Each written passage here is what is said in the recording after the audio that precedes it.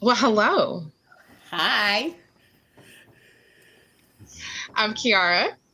and I'm Tanesha, and you're now entering the sister chat. Welcome to Main Event Mamas Midnight Whoop, whoop. Confessions. I know, very Woo! different. Very different today. We got some fun in store for you guys.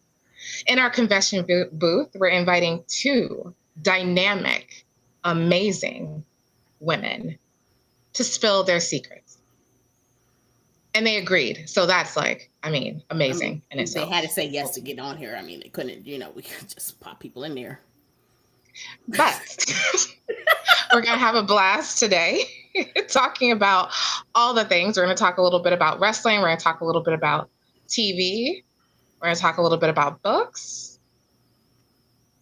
But mostly we're going to do a lot of talking and confessing, ultimately. Ooh, And it's good for your soul, I hear. I'm a little scared. Yeah. So before we get started, we want to welcome you back to the confessions booth. And we're here to spill some tea with some of the most incredible women breaking barriers in our industry today. Today we're going to be joined by Stephanie Hardy from the Hardy Wrestling Podcast and Felicia Gordon from one of the brilliant hosts. I can't just say it's all her. It's not right. But she's probably the brainchild behind the brilliance that is the Storyline Podcast. So let's just welcome them to our confessions booth. Hey, Hi, Stephanie. hello. And hello. Hi. Hello, Fee. Hi, Steph. How y'all Hey. doing? We're doing Doing good. good. I'm good. Doing great. Love it. Welcome to the confessions booth. Thanks for It won't get having too me. uncomfortable. It won't get too uncomfortable, I promise. We're going to take it easy on you guys today. But before we get started, no, nothing is complete without our truth serum, right? Right. Yes, yes, yes. Well, But yeah. I mean, I understand. We're going to give Stephanie and Felicia a bit of a break here because we did know for about a week or so what serum we were going to go with. I would say from the last episode, we knew what we were doing. We knew what it was. I'm going to be a lot more sober today, so I'm excited about that. Hallelujah. But I'd like to take a minute for Stephanie and Fee to introduce themselves to our audience because, in my opinion, no one does it like you. So let Stephanie go first.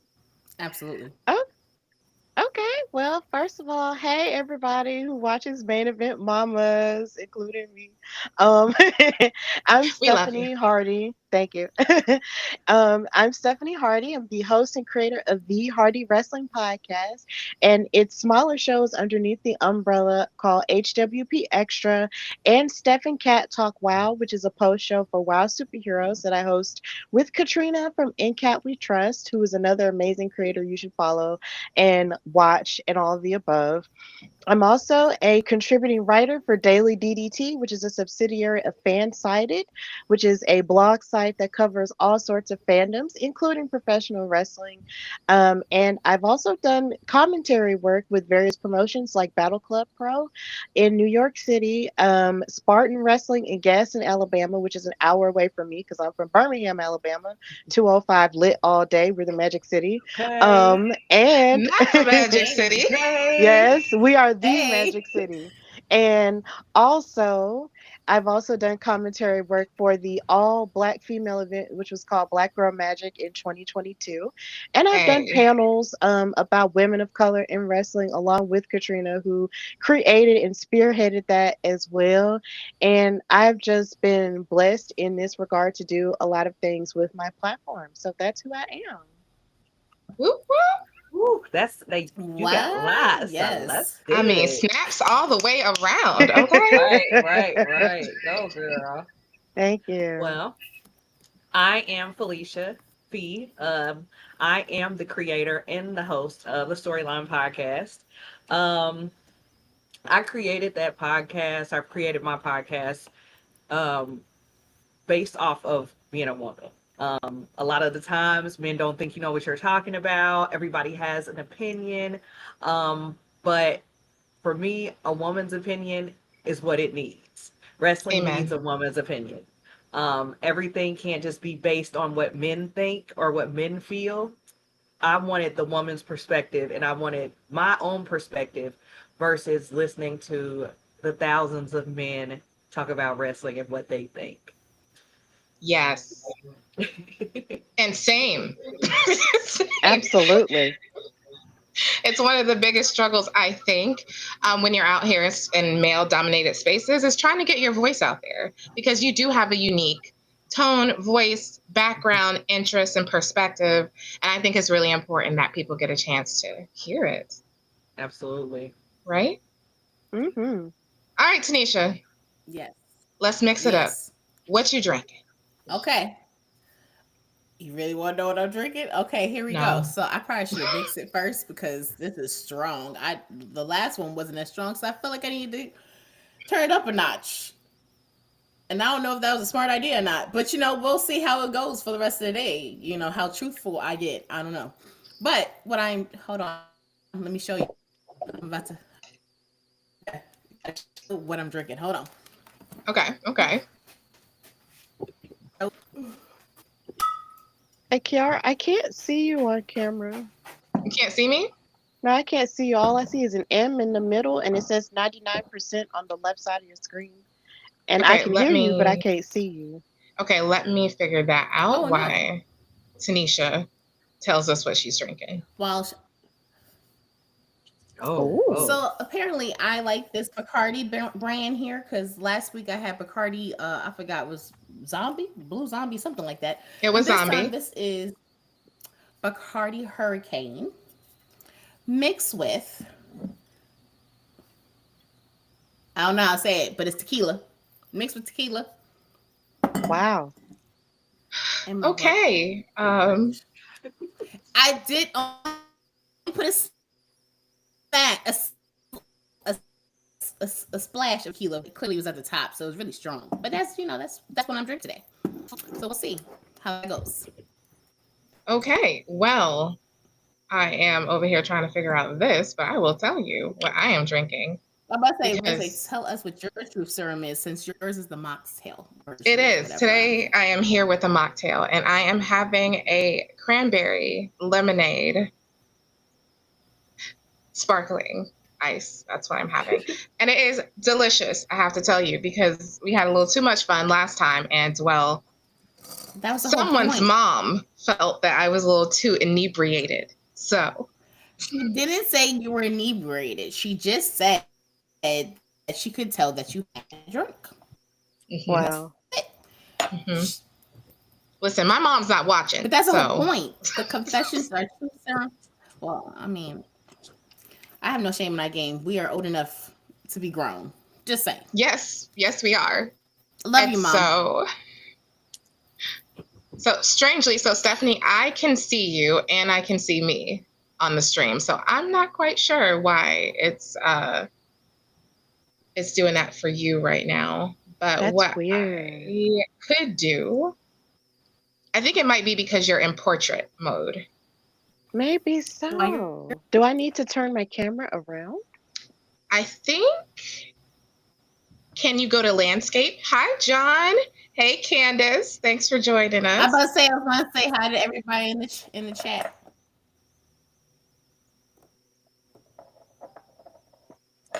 Did that help anything? Can you see me now? No. No? Oh, now I lost you. Okay. So, because y'all know I'm also monitoring the chat because I want to make sure I can see y'all on the stream. I can see everybody. So that's a little weird. We're going to have to figure that out. Hopefully. I wonder if it is honestly because of your portrait mode, but we'll move forward if we can. Is it because I'm on the phone? You have the app though, right? It shouldn't be a problem. Maybe I should pop out, pop back in. You can. Okay. We're still here. Okay, I'll do that. Cool. I don't know what's happening. Nothing like technology, y'all. Nothing like it, okay? Right. Just over here drinking a true serum, which is great. Because I will tell you, I wish I was a sponsor for sparkling ice because that thing's amazing. Hi, Yazzie. Yes, you have a visitor. I don't know if you know that, Tanisha. Yeah. Yep. I did. I kicked her out. Anyway. Okay, now we're good. We're Hi, good. We're I can good? Stephanie. see everyone. You Yay! see us all? All Yes. right. There we go. Yay. And we are back right in time to move on to the confessions booth. That was your moment to escape, Stephanie, but you're back. So You're here we back. are. It's okay. I don't run from my challenges. Mm. That's right, John. Pepsi and ice. Steve Fee, someone's hanging with you. They got a Yep. soda and some ice. I actually just have water now. Oh, now you moved on to water. Oh no. Hi, Faith. Hi, Faith. All right, we ready? Yes, Oh, look. you I learned a Faith. thing. I know, it's amazing. I learned a thing. So, all right, let's talk. This week's confession booth, we're talking about women succeeding in male dominated spaces. Something I think all of us know a little something about. So, our first question, and y'all know how it is in the audience, y'all got to participate too. This is not just us. We will converse with you. I want to know what you think. We want to confess one moment early in your career where you realized you had to be 10 times better than your male counterpart just to be seen as equal. Story time here at the Main Event Mamas booth. So, who wants to That was tackle that one first? that's a deep one. I know, right? Y'all It is know. a Who deep wants? one. It's a deep one. It is a deep one. I feel like that happens all the time. It's Man. not just one moment. I feel like it happens a lot. I used to work for a marketing and tech firm, and tech is a man's thing. Mm-hmm. And it was like they all thought that they were just higher and better than me. Um, until it came to them needing a spreadsheet or a number or this, and that. And then it's like, oh, well, I don't know how to do this. Can you help me with this? Can you help me with this? And I always wanted to be like, no, you got smart with me in that email because you thought I didn't know what I was talking about. So I think that is a deep question because there are so many different times where that happens. It could be even going to the store. Mm-hmm. So it can come from anywhere. And we are Yeah. seeing that a lot in these last few months. Man. A lot. Yes, ma'am. We are, in fact, seeing Yeah. that a lot. Hey, Stephanie, you got a story? Yeah, I think I have one in particular, which actually doesn't even have to do with the current career that I'm in. It has to do with something that I was doing in college. A lot of people who know me from wrestling don't know that in my past, sort of like in my college life, I was majoring in music and I have a voice degree. So the first production I ever did was Ragtime the Musical, which is actually back on Broadway now. So it's bringing back a lot of different feelings. And Wow. considering I was considering I was still sort of new to the campus, Berea College in Kentucky, not a lot of people, knew exactly what I was going to bring, but I was a lead in this musical with a guy who I love to death. His name is Nigel. And everybody loved his voice and everybody thought his voice was like this really strong instrument, right? But a lot of people, because this college is relatively small in comparison to your giant university, it was like a Okay. community. So everybody was like, okay, Nigel is like this one big singer, blah, blah, blah. And we know his voice, but we don't really know if Stephanie, can her voice can match up to his because she's new and we just don't know her voice, we're not as familiar with it or whatever. And at the time I was still figuring out what my voice was going to sound like, how I was, going to present myself in this role and all of the above. But the more I practiced with my voice teachers and with, my theater teachers and everything, the more I found my strength. And when, as it turns out, once I did start singing with him, there's this one duet in the show, and we had to sing together. And once we did start singing together, everybody was kind of like, oh, okay, so we see you. And that's kind of how it became. And it wasn't just oh, here's Nigel and here's Stephanie. We don't know her. It's kind of like here's Nigel and here's Stephanie. Boom, and that's kind of what it was. So, yeah, like Felicia said, there have been multiple situations where that happened, but that's one I've been thinking about quite a lot because the musical is back on Broadway again, and I was just having all of my feelings and stuff about doing that production as well. So I was like, oh man, well, let me tell this story because I don't really get to talk about this much. So yeah. That's really cool, actually, for multiple reasons. Ah, Oh. there she went. She'll be back. No worries. Hmm. But that's a really cool story. Especially that you were able to kind of like just let your gift tell the story right. Like you might have thought one thing, but once you heard me, it's a whole different situation. So I think that's really unique first because you're like you said, not a lot of people know that about you. But then also that's another opportunity for me. I can tell that story in quite a few different careers because I've done a lot of different things.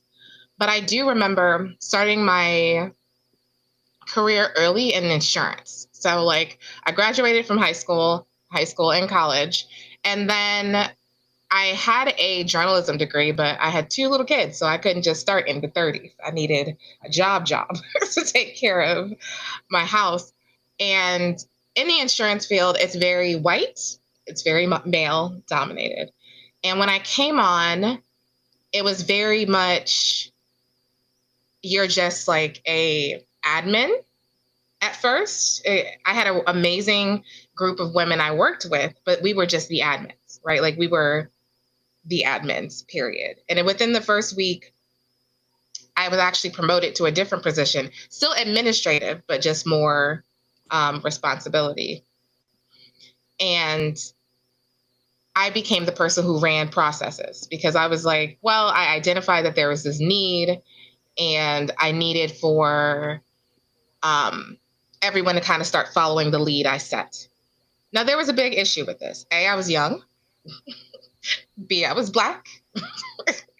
And C, I was a woman. So it was a real complicated experience of, well, why do we have to listen to Kiara? Hmm. They fought me, all of them. And all of them were older than me, right? So it was very much, we're not doing it. And I was like, you're going to honestly, hi, Trell, you're going to honestly see that this process is so much better if you just trust me. Just trust my vision here. And they used to talk about me. They used to tell on me to the leaders. She's mean. She doesn't do this. She doesn't do that until eventually I created a whole new process for checks. So that and we were insurance. So, your checks would go out. Who is it going to? Where everyone freaks out because I'm looking for my check to fix my car or my apartment or whatever. And so we had this one person who was like, the check never went out. I can't find it. I've been waiting for it for 20 whatever days. And there's a threshold in which you can get the Department of Insurance involved. And then it becomes a really big issue because you can become fined. And the fact that I had created this new system, I not only was able to track it down, I could tell the guy where it was. I called the claimant and told him. And I just basically, they were all freaking out like, oh my God, this check, I can't find it. What am I going to do? Because of my new process, I was like, it's here. I was like, we can stop it. We can go get it. Like, what do you want to do? And I was able to work with the person who was waiting for the check to avoid the claim, to avoid the like drama, improve my system and my work, despite being young, Black, and a woman in this field. And so that was the first time I really realized that like I had to work 900 times harder than anyone else because I knew that if a man had said what I said, they would easily have accepted it. It wouldn't have been fighting, telling, yelling. It would have been none of that. And so that was the first time I finally realized that, oh, dang, like I'm going to have to be a lot harder than anyone else. So that really sucks. But I continued in that field for several more years. But I did gain a nice little hide. I was able to learn how to deal with some of that adversity. How about you, Tanesha? When did you discover this? And before you answer, I don't want Faith to think we didn't see this. The beauty industry is eat or be eaten. Men in the beauty industry are highly sought out, especially if they are fine. Amen. But however, skill trumps sex appeal, and I had to fight for the respect of skill. I won. Well, yes. The beauty industry is also kind of complicated that way as well. So I can definitely see how that had to be difficult and stressful. But it's crazy to see that in so many different dynamics. Okay, Tanesha, time for your story. I mean, I will only say what I've experienced is, I guess, with us in our podcast, because I can't say anything else otherwise, because all my other fields is more of a women driven field. Um, I mean, I guess, you know what, maybe this is, but it's not, it wasn't really wasn't a man driven field. But when I worked at my last job, um, so pretty much I was a financial coordinator, and most of the financial coordinators were males. So I was the first female coordinator at my location, put it that way. So I did have to always like kind of like battle the guys, as in like, y'all don't know what y'all talking about, even though y'all been here longer than me, but y'all still don't know what you're talking about. But other than that, the only other way I would say that we've experienced is the fact of us starting this podcast. Because most podcasts, I mean, I'm not saying there's not female podcasts out there, but it's generally a lot of males out here, especially talking wrestling and just talking and talking their gums off and just saying whatever they feel like saying. So, I mean, that's we are experiencing now, or even like too, like when Naomi posted us and some particular follower decided to go underneath the comments and say what he was saying and was trying to nitpick what we were saying, and you can tell you was just looking at the one clip and you didn't really watch the episode. I chose not to engage any further because I realized you were looking for a way to get a rise out of me. And then if I gave you the rise, then it would have been the, oh well, see, look, you can't handle this. Like you can't handle the pressure of actually getting your opinion out here and getting, you know, and getting the criticism back. Or even when there's certain people on TikTok sit here and talk about me. You know, I just let it roll over because it's at the end of the day, you're watching me and judging me from a clip. That's And right. if you actually took the time to watch the whole thing, you will see I'm a good time. So I don't know, you That you know, are.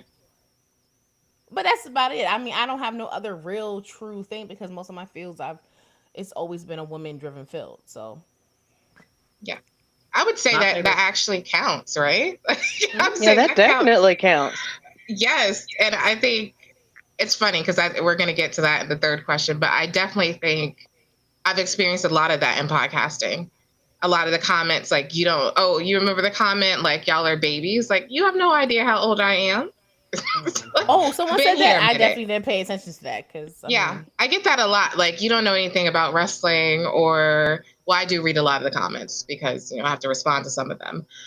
But there are a lot of people who have something negative to say or they don't have nothing. And I'm like, did you listen to the episode before you're out here telling me I'm wrong? No. Or did you hear, we just talked about this last episode. So while you're up here giving me all this drama, you could have just 2 more seconds later, I told you what I was talking Right. about, which is Right. very weird. It is one of the, I think, most frustrating parts, I feel like, is that I feel like we have to continually say, like, I know what I'm talking about, instead of like everyone else out here talking their gums out and you just let them say whatever. Yeah. But it takes 10 times more to prove that we know what we're talking about and we're worth listening to, which is crazy.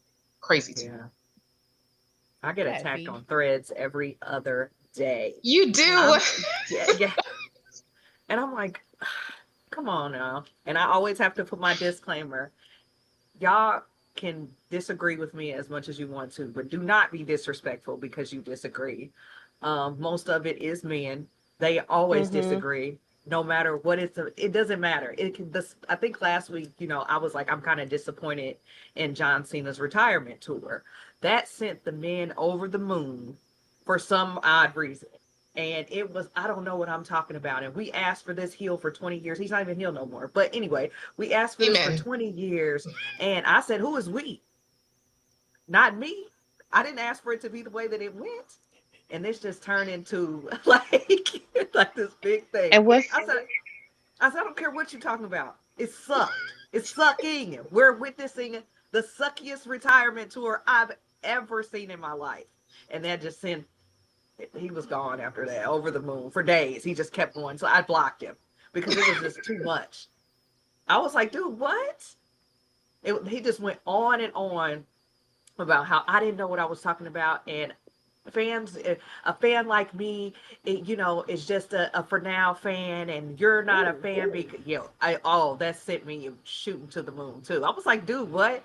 You must be one of those new fans because his old fans, they wanted him to be healed for this. I never wanted that, but whatever.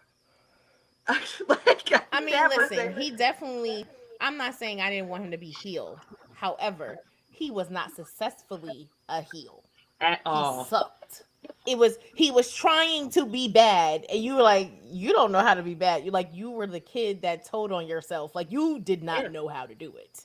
Even with the people, The Rock, who is like a heel but not a heel, but he was even giving you the tools, and you still weren't grasping it. Like it It wasn't just like wasn't good.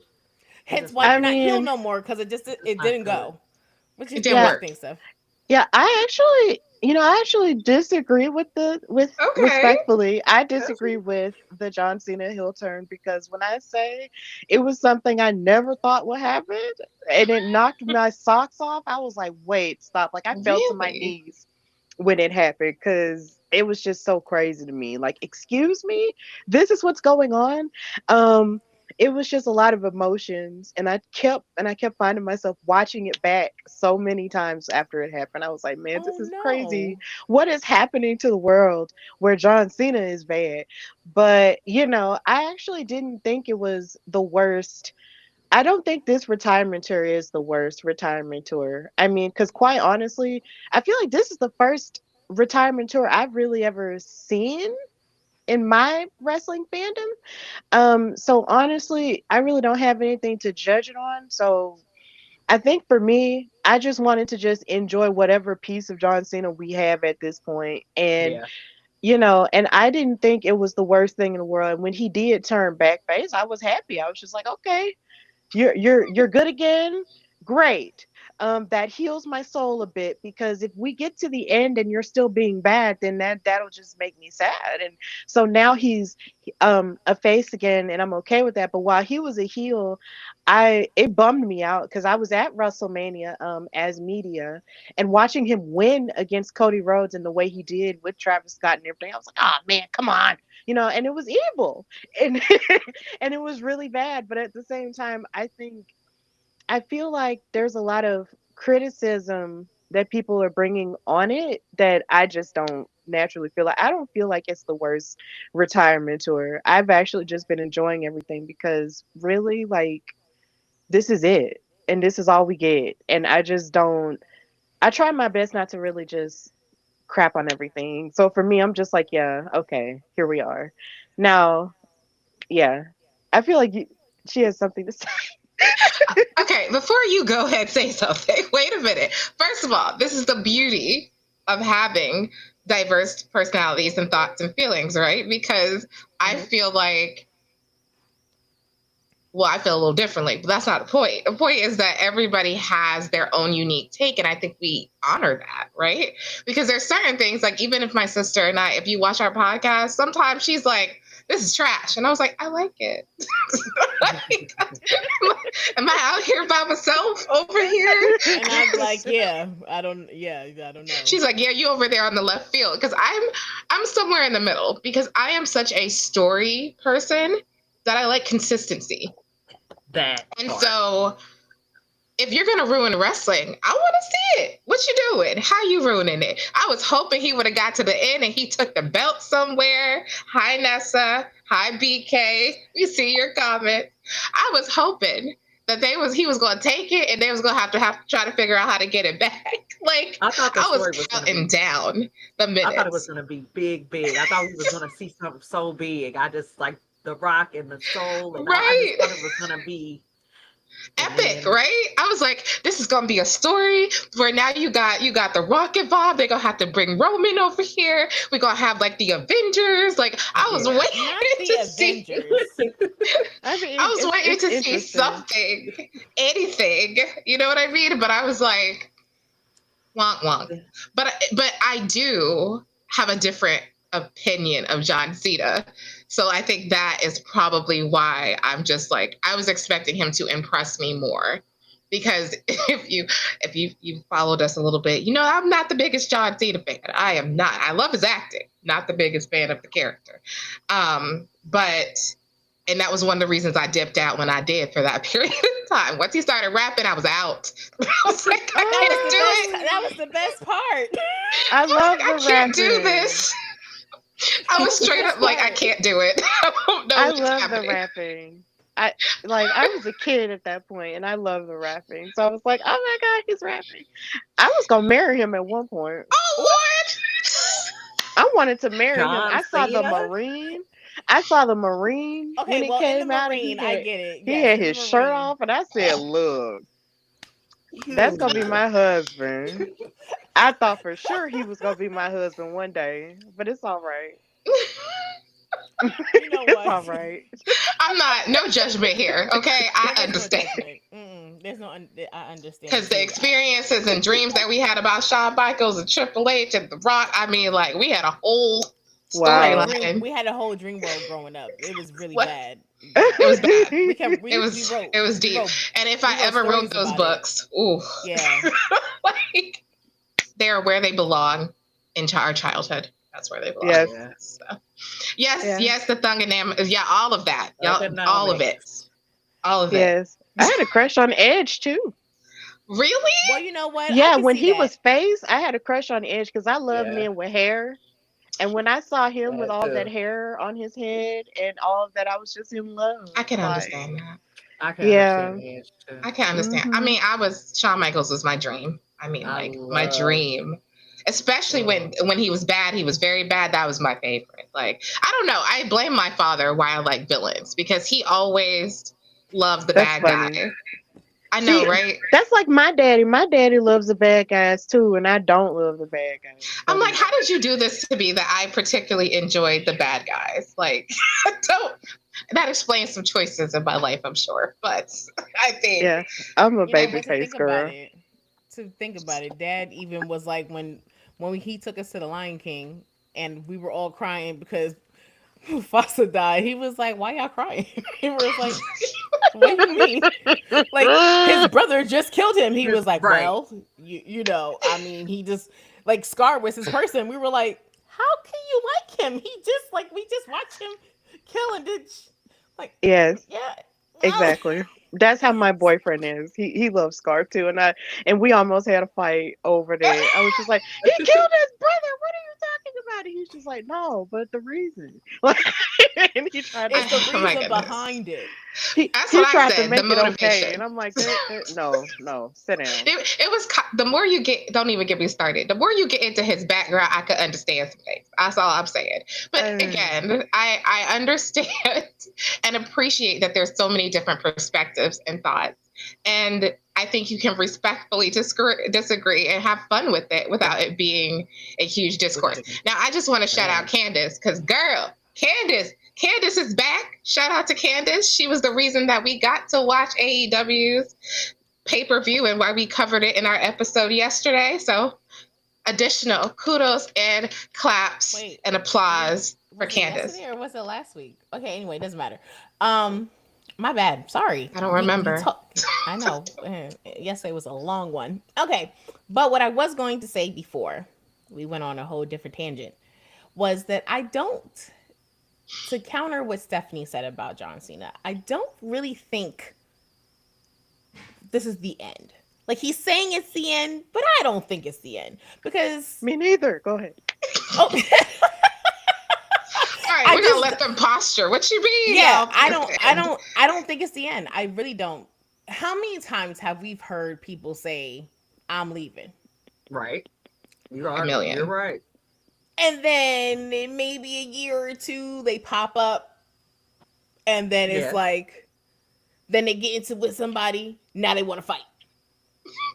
Or they go, I can't fight you right now, and then they pop up again, and now they gonna fight. Like, so I don't really think this is the end for John Cena. What I will say is, I did think, yes, we talked about this, that John was going to have the title to the end, and he was going to walk off with the title and said, "See y'all later." That's how he was running wrestling. But with him now being back to being the baby face, I still don't like how they're booking him, because if we're supposed to be celebrating him and showing where he is, like, he shouldn't just be at the major ones. He should still be doing stuff. You know what I'm saying? Like, he's still, or even he could do stupid stuff by, like, sitting at the commentary and sitting here talking with Michael Cole and saying stupid nonsense. Like stuff like that. Like, he don't have to fight all the time, but he can still be still be a present. Because, to be fair, I watch Total Bellas and I watch Total Divas and all this stuff, and John's actually funny. Right. He is. Yeah, which is why I think I like his acting. I'm just going to tell you. I think he's naturally. Well, I didn't like him. I didn't like him in Peacemaker. I don't know what that was. I don't know why they did it, but it's what. I don't like See, that's the DC conversation we'll get into. I don't really like Peacemaker. But I didn't. I love the first season. Did your cat just walk behind you like that? Just like. Yep, there it goes again. Hey, that's Snow. Cat. Hi, Snow. Hi, Snow. Snow say, "Hey, I've invited." Hey, I'm here. He's only 6 or 7 months. He's like all over the place. Oh. Luckily he's not jumping from here up there and like hanging. So we're good. He's behaving we're good himself. for okay, right cool, now. Cool. Yes. But wait a minute. One of my kids are on here. Jesus. I don't know which kid it is, but one of them on here. I was going to ask hilarious. you. I don't know which kid it is. That's what happens when you have so many. It's just like, which one is on here doing the most? Okay, well, while you investigate that. That's right, Charles. Okay, so there's another question in here. Yes, we will get on to wrestling. Don't worry, it's the whole situation. The next question in our booth, we're going to talk about the most ridiculous piece of unsolicited advice a man has given you about how you should act or sound. Can I go first? Because I got to tell you. I got to tell you. I hate this. I grew up in the city, right? I really did. Even though people think I'm sweet little Southern belle. Nope, that ain't true. I grew up in the city. I just know how to play roles. And when I was in the city, all I would hear all the time, you should smile more. Oh, I was going to say that. Like, listen here. I did not ask you to approach me. I did not want to talk to you. Like, the reason why my face is resting in this manner is because I am a woman in a dangerous situation. Right. This was not an invitation for you to come over and tell me I should smile. Like, I was like, and it happens over and over again. I hear it at work. I hear it at the grocery store. I hear it at church. I'm like, the next time someone comes over here and says that to me, I'm a snap. Because I'm like, there's a reason why I'm behaving this way. So I don't, and never do, and never will appreciate someone telling me to smile more because it's stupid. No one asked them to smile more. Like, that's crazy. Okay, I'm sorry. I'm off my TED Talk. That just burns my biscuits. It does. I think being told by what to do by anybody burns me up. Like, I'm like almost 40 years old. Don't tell me shit. Like, don't tell me nothing. I don't want to hear it. I'll do what I want. Like, yeah. I've heard the smile more. I've heard the, like, my nails are too long. I've heard that. What? The better to scratch you with, okay? Like, yes. I've heard I've heard so many different things. Not even by random people, like, you need to wear a bra. Stuff like that. Like, what? Really? Why are you Ew. concerned? Why are you looking at my boobs? Good, It's leave me alone. How do like, you know I'm not? You know what I'm saying? Like, what do you know what's going on here? just leave First me of all, why you alone. staring so far? Why you staring so hard? No. Just leave me alone. I don't, this is me, and you can go over there. I don't want to hear none of that shit Yes. at all. Yes. Don't Agreed. tell me nothing. I don't care. Like I just do not care. Like, I don't, honestly. Like, I don't give a I'm sorry. damn. Don't That's real. tell me not a damn thing. I could Yeah, care I do less. think there's something about approaching that milestone where you're just like, F it. Like, I was like, I used to hear people say that all the time. Like, when I worked with people, and I usually work with people who are older than me, and they'd be like, wait till you hit 40. You don't understand. They're like, that's a whole different situation that you're not ready for. And they're like, wait till you get there. None of this is going to bother you. You ain't going to take none of the crap that they're throwing at you. And I have to say, having reached 40 this year, that is accurate. I do not give two F's anymore, and I will I hurt turn- your feelings. I turned 37 on Sunday. I'm not quite 40, but I just made it there not too long ago where I'm like, you know what? Bye. I don't care. Hey, Kiss like what my happens? ass. Like, It's the some kind of sis was chemical like, thing. I feel like she said. you win. Kiss my ass. Whatever. I'm over it. Whatever it is, don't worry about it. What about you, Stephanie? Sorry. No, that's great. Okay, like some the advice that I get that irritates me the older I get is just that I'm too loud. Um, yeah, because my voice naturally carries and it always has. And people from not even men, but just everybody, even family members, they'll say that I'm too loud whenever I'm talking about a thing or whenever I get really excited about something. And my voice just naturally just rises in volume because of the excitement or whatever. Or if I get angry, I'll either speak very loud or speak very fast. And, it's just, I just get irritated with it at a certain point because I'm just sitting here like, so would you prefer if you couldn't hear me at all? Like, what's the deal? Like, it's because they be low key acting like I'm screaming, and I'm just like, are you okay? Like, Because maybe you should get your ears checked. yeah, because it's just something that has always happened, and even my mom has told me that there are times where even when I'm speaking, like not in a room full of people, but just like maybe like a good amount of people, and she could pinpoint my voice, and I'm just like, okay, yeah, I can't help it. It's just, That's a you good thing, know, I would hope, right? Yeah. yeah, and it's just like I can't, help that. My voice is my voice. I've also been told that I was told by a man once that I don't have any finesse, and that was one of the reasons What? why he decided not to date me. And for the longest time I didn't know what that meant. And honestly, I guess, but I feel like the older I get, the more I realize I might don't, and that's okay. you know, I mean, that's okay. I mean, I might Okay. don't, and that's fine. Yeah, that's cool. Hi, Um, Dalton. you know, and that's all right. That's There's fine. nothing wrong with that, in my opinion. I just want you like my voice carries too, and so it. And my husband, this is like one of our most hilarious things, is he's like, I know where you are anywhere in this house. I said, well, that's great. So then you know where I am and what I need. And I do not Hmm. apologize for being loud. But what I have learned is when I'm quiet, it terrifies them.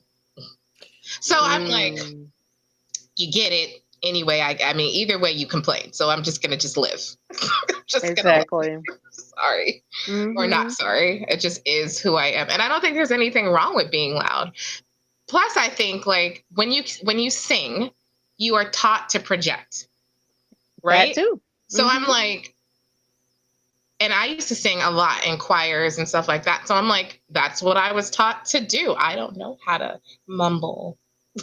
Like I don't know how to do Right. it. So Right, and then it frustrates me because you get around people who mumble, who speak, really low, and I get irritated because I'm just like, why can't you just speak up? Like, did nobody ever teach you to like,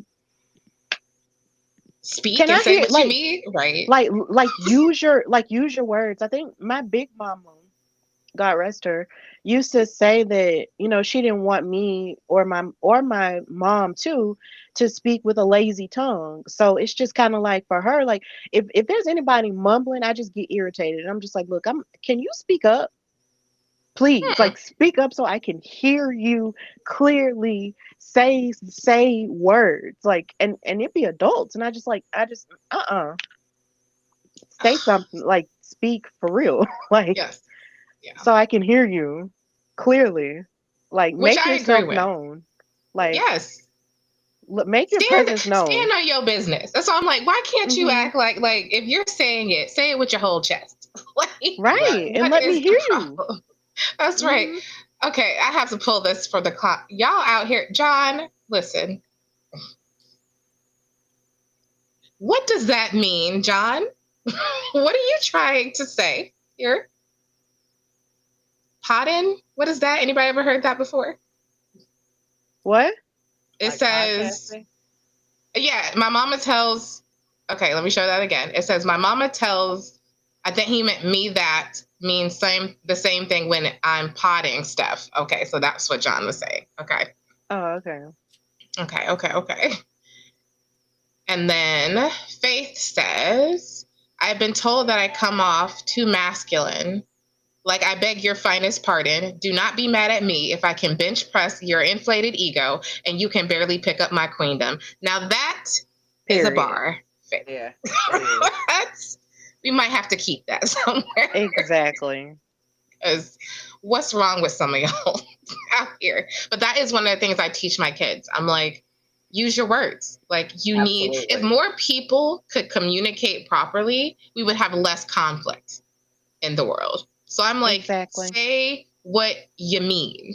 Don't sit here and mumble. Like, what are you saying? And I will literally look at them. Say it again. What are you saying? What are you saying? I I do Hmm. don't that know all what the you're time. saying. And so now everyone's like, they're so well spoken. I was like, because I don't hear nothing else. Because that's how I grew up. I wish I could mumble. My mom or my grandma, somebody would smack me upside the head. So Exactly. I wouldn't have made it here. I'm just trying to tell y'all. That wouldn't have been me making it to adulthood. So I definitely give that. Okay. Last confession. Tanesha dipped out, probably to find out which child is on her phone. Confess the moment you realized your unique female perspective was actually your biggest superpower in a male dominated field. I want to say with wrestling, you're getting a reaction for your thoughts. The reactions are crazy. And I mean, they get really crazy. So I'm gonna say with that, like that the reactions are so crazy. Mm-hmm. They're almost unbelievable at times. Yep. But that's yeah. Yeah. Hmm. I agree with you. Like if what Totally. I feel is gonna cause you to react that way, okie dokie. Right? That's crazy. I'm like, why do you care so much what I say? So Why does worked it up. like this one person argue with me all day on TikTok? And then he said to me, I don't know why I'm arguing. Me either. Because it's still my Oh, page. Like, I don't know why you're right. arguing.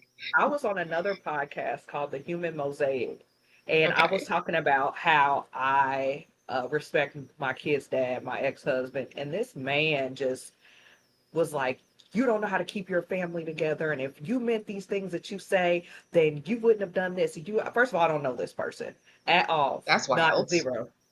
He was like, you women would learn how to keep your families together if it was just so ridiculous, and he went on all day about it. I was like, what in the world? Like, you guys are so butthurt over things that don't have anything to do with you. What I'm telling you is my perspective, my opinion. I don't think that people understand that opinions are opinions, and that's just that. And so Right.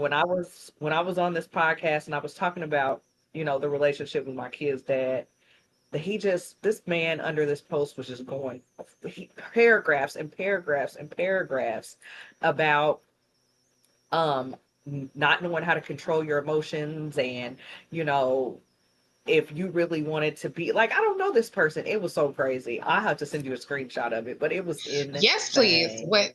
What is happening? Like, it always makes me think like you need therapy. Yeah, That's why I always want to put like the fact that you want to sit here and argue with me. Like, this is fun for me because I'm going to yeah, put this phone down and move on with my life. I'm not personally yeah, invested. Nothing you say is going to make me angry. Like, this is a part of who I am. It is not the whole of who I right. am. And I feel like people get real confused about Mhm. you don't know me. You saw a Yeah, clip.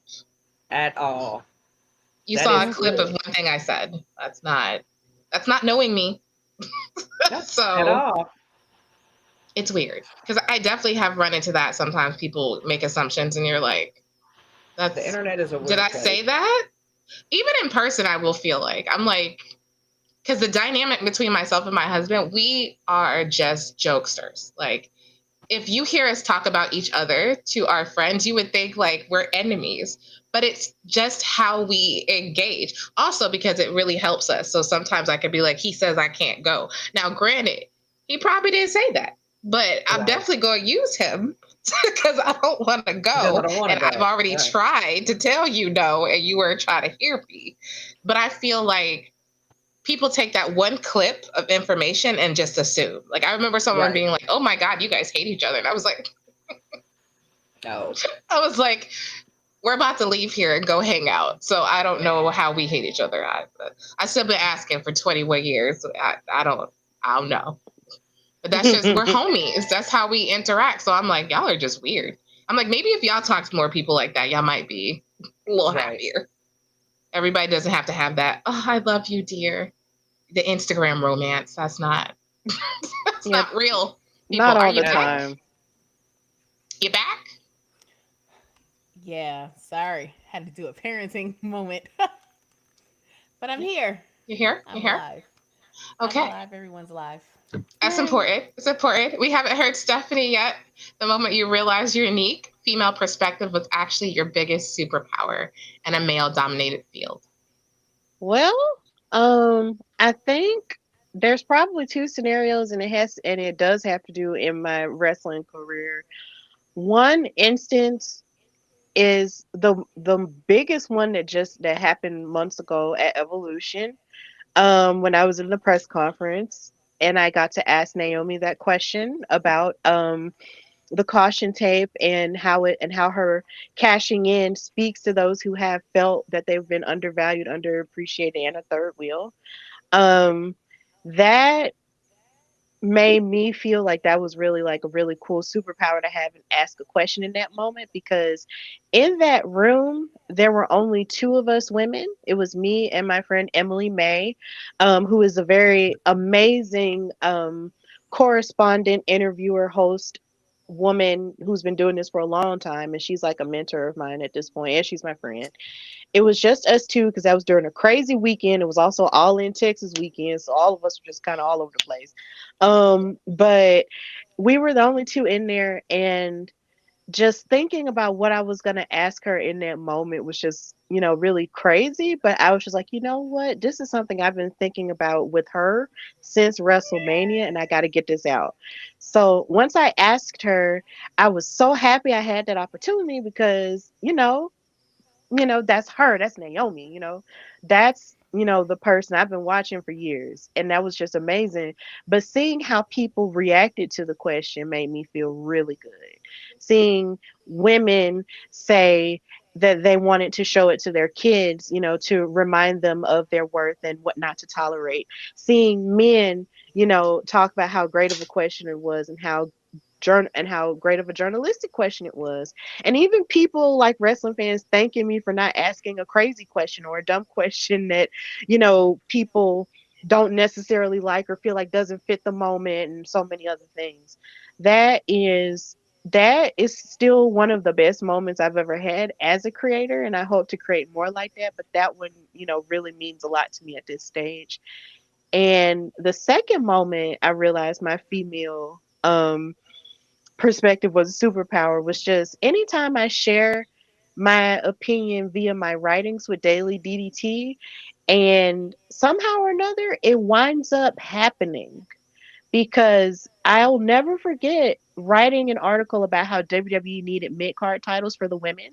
Now, mind you, of course, that was just an opinion piece. It's an editorial. I would never tell these people what to do, how to do, whatever, because I've never written for TV, never booked a show, never done that. But I was writing about all the ways a mid card title would help with the women and how in NXT you see it helping over here. But a few months later, they announced that the United States title was going to exist for the women, and then the IC title was going to exist for the women. And that made me feel really good because I was just like, so the Bible, I'm a Christian, and the Bible always says, you have to write the vision and make it plain.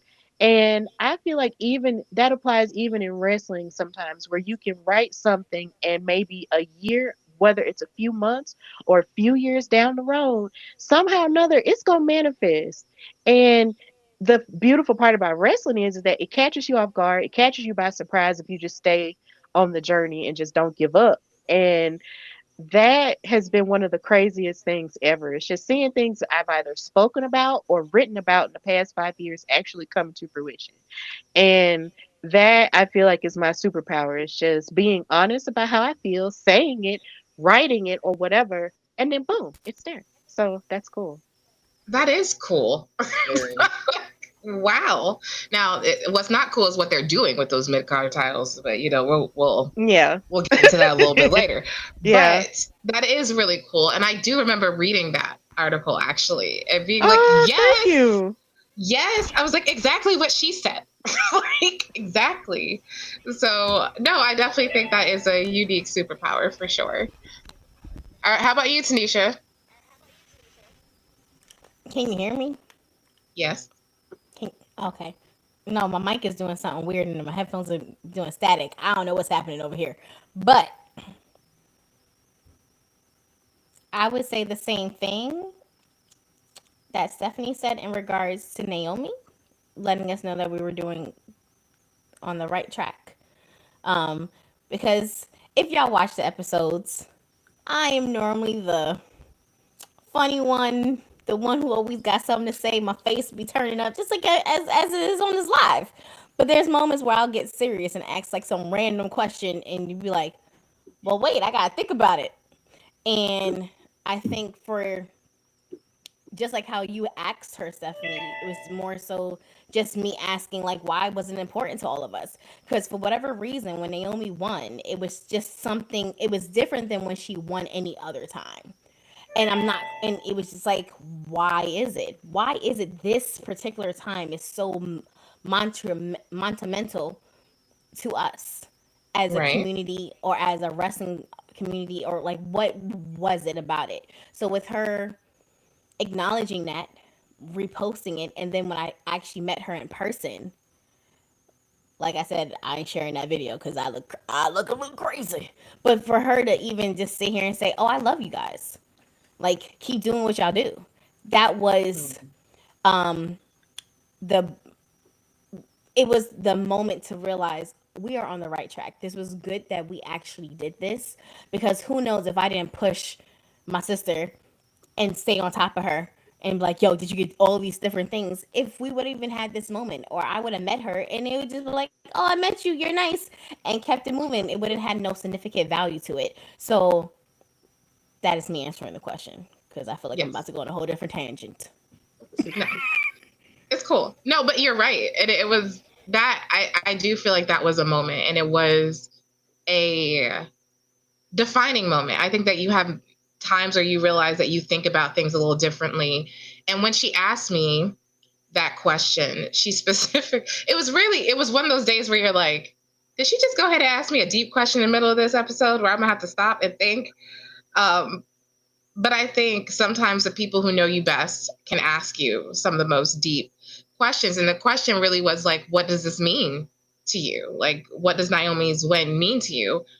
And for me, as someone who just like has been watching her, but just being a Black woman, having to like constantly, again, like we talked about, be 10 times better. You have to work harder. You have to do more. And to just get a sliver of notice, I feel like sometimes that it just really spoke to just the dynamic. I felt like it was a experience that really highlighted a plight that we all know, but that people don't get a chance to see highlighted in a bigger way. So I definitely think for sure that it was a defining moment, and I'm really excited that it happened and that we got to hear her thoughts on it and that you got to meet her. And yes, I've seen that video. So y'all, we're saving you. We're saving you. Like, not showing you the video, but she is the sweetest, and my sister didn't stop crying for like an hour after. And it wasn't a good cry either. It was an ugly cry. It was an ugly. It was like the face was like. It was It was bad. not good. It was bad. yeah. Y'all would never see that video. That's okay. But it's all right. It's okay. Crying that's Meeting them real. gives me anxiety. I can't. It gives me the worst anxiety ever. It I was did. I had anxiety. It was bad. I didn't start She crying was- until I physically got in right. there. But it was bad. I was ready to turn away. I was ready to run away. I was like, you're already here. You're already here. Like, I wish I was there to force you to do this. Like, but like, keep going. You're almost there. And it meant a lot. And I think it was a defining moment in a lot of ways. All right. So now we're going to ask you guys out there. I know we got some females. We got some males in the chat. We want to confess one thing you refuse to apologize for anymore. Because women often are told, or we do. I don't even think that we are told that we have to apologize, but I feel like you have to apologize for the daily existence that you have. Like, sorry, I'm doing this. Sorry, I'm doing that. What are you looking like that for? What's wrong? I'm just saying that's me. I do it all the time. Exactly. And so we try to ban I'm sorry out of our vocabulary, but obviously that doesn't necessarily work because it's almost like a defense mechanism, I think, at this point. So I want to just end this segment with confess one thing you're going to refuse to apologize for anymore, owning your womanhood, your abilities, your talents, your gifts. So what's one thing that you refuse to apologize for? And I want to hear the chat too. Y'all go ahead, tell us one thing you're going to not apologize for. Anyone, open to everybody. So not I'm not discriminating. apologizing for my feelings anymore, ever. Ever, ever, ever. I will never apologize for my feelings ever again towards anything. They're my feelings. You don't have to like them. You don't have to like me, but I'm not apologizing for shit. Oh, Fee. Exactly. Love it. Love it. How about you, Stephanie? I'm not apologizing for taking care of myself and having goals for myself because there have been times, even now, where there's pressure from people who have a tendency to like give their unsolicited advice about, what they feel like you should be doing with your life and how it should be, conveniencing everyone else. And instead of just actually asking you, like, well, what do you want to do? Like, what's best for you? And I feel like at this point, I've reached the point in my life where I'm like, okay, what do I want? Like, I want to center myself and not apologize for it. So I want to center myself, do what's best for me, and rise in my own way and in my own purpose, regardless of what other people have to say. So that's what I'm going to not apologize for anymore. I love it. I love it. How about you, Tanesha? For being me. That's right. I ain't apologizing for that no more. You shouldn't. I feel like that's such a corny answer, but that's the truth. I mean, that's not corny at all. No, it's not. It's not corny. I think it's relevant and important, and I hope you take that to heart. And I'm going to remind you about this tomorrow. Remind you about this tomorrow. The one thing I'm not going to apologize for anymore is taking up space. I think people think that you should be smaller than you are, and I'm like not doing that anymore. So I'm like, sorry, this is what I bring to the table. This is the presence I bring to the room, and I'm not here to make you more comfortable. Right. So, all Mm-hmm. I right, absolutely Trell, agree. I love that. I'm going to pop that on the screen too. Oh my goodness, this is awesome. You don't get this too many times for a male. I'll no longer apologize for wearing my heart on my sleeve. You shouldn't. Oh, That's beautiful. yes. Somehow I Yes. feel like that's a bunch of bullshit. But You anyway, know that's just my what? opinion. No, see, What? that's the I'm just saying. no, I'm no, just saying. no, That's the energy we were not supposed to be giving. no, I don't think so. no, no, Absolutely not. no. We're not giving that kind of Tanisha, energy. no, A little less of the truth serum, okay? A little less. no, Like, no, I think that's a beautiful no. sentiment, and I think it's important too. I'm not saying it's not a beautiful sentiment. I'm not saying that it's like, oh, that is. I'm not saying that is not wrong. That is a beautiful thing to say. However, I'm still going to call out and think it's bullshit. Okay, listen here. And now it's time to move on to the next part. But look, even Right? Listen, I Charles, I can't. believe you, okay? I believe you. I believe you too. That's crazy. I believe you. All right, so let's talk about what we're watching. In the I midst of just said my I'm going to stop insane... saying I'm sorry for being me. So that was just being me saying that's bullshit. Listen But here, you know that's And we what? not love what you Okay. need that. to apologize for there. The apology is for forfeiting what he said, not Okay. for All right. All right. All right. Okay. ma'am. I apologize for saying that was bullshit. Even though I apologize. Anyhow, All on to right. this TV situation. Y'all wonder how recording day goes. This is how it goes, y'all, and I get to edit out some of the best parts of the podcast. So listen, this week I've made an endeavored an effort to watch some TV. Okay. Now this used to be my thing. Like TV is one of the things I love. It helps me wind down. Besides the other thing we're going to talk about later. And a lot of my TV programming revolves around wrestling, admittedly. There's a lot of wrestling on, so we kind of have to get it in there. But why you look crazy? Because you said a lot of words that. Anyway, the point is, we started watching some new shows. And so we started watching Unreasonable Doubt. We're on season 3. So you can tell us out there if you've heard of Unreasonable Doubt, because I've been obsessed with this show since season 1. The show follows Jack Stewart, who is a criminal attorney, in her life, period, without giving you any spoilers. That's probably the easiest way I could say this. And this show, season 1 and 2, were off the charts. It airs on Hulu. It is a predominantly Black show. It is written, I think it's actually executive produced by, it's produced by, I believe, Kerry Washington's production company. And it's phenomenal. Like, I'm not going to lie. Every year I pray it comes back for another season. I'm like, don't do this to me, because it really it tackles issues that you don't necessarily see on our day to day, right? She is a influent attorney. She's a Black woman. She is exceptional at her job. She works at an all white, mostly law firm. So kind of like we talked about. And it's an experience watching the show. So season 1 and 2, not going to give you recaps on that. I'm just go ahead and let Gemini or ChatGPT be the friend. But season 3, also, by the way, this is Tanisha's fault because she's the one who found the show. I just want to point that out also. She found the show and told me I had to watch it.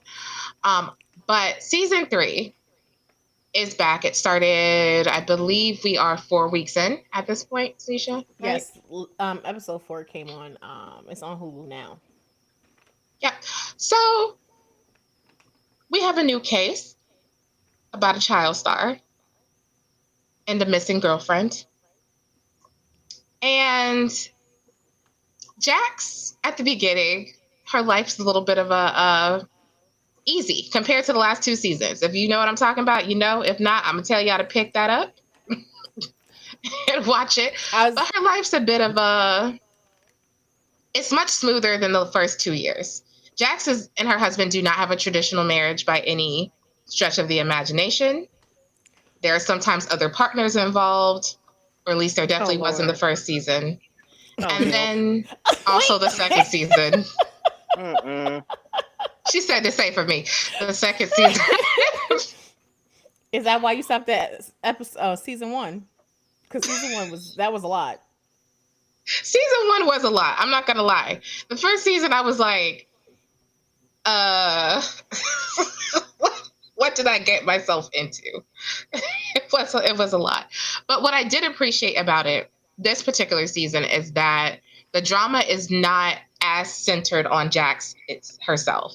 She's much more of a solid character, a or at least she's trying to be, as she navigates this case, which is by far the craziest case I've ever seen on this show. Normally, you have a sense of who's wrong, who's right, who you think did it, except for last season. That was her best friend was on a murder trial. It was a lot. That was a lot for anybody. But this particular season, you're dealing with something I think that starts to resonate, especially knowing the way Hollywood is with child stars doing things that maybe they should not do. It also has some phenomenal actors in it, including, I believe, Bruce Willis and Oh, Demi her Moore's daughter. I think daughter. it's. I think it's. Isn't that Rumor? writer? Rumor, Rumor? writer, some one of Yeah, them. I don't rumor. know which It's one. rumor. It's rumor. Okay, she's an amazing. She's amazing. She's an amazing actress. So, Tanesha, how did you feel watching episodes 1 and 2 recently? Because, I know you just got it. You know what? You don't have to put all my business out there that I just caught up. Okay, because I mean, you just caught up maybe a couple days ago, so we're not that far in between. Anyway, how do I feel? I feel that Jax is somehow going to bring the drama to herself because she's a very complex person. And how I was about to say it, like she is like how Cardi B's album is, Am I the Drama? Because I feel like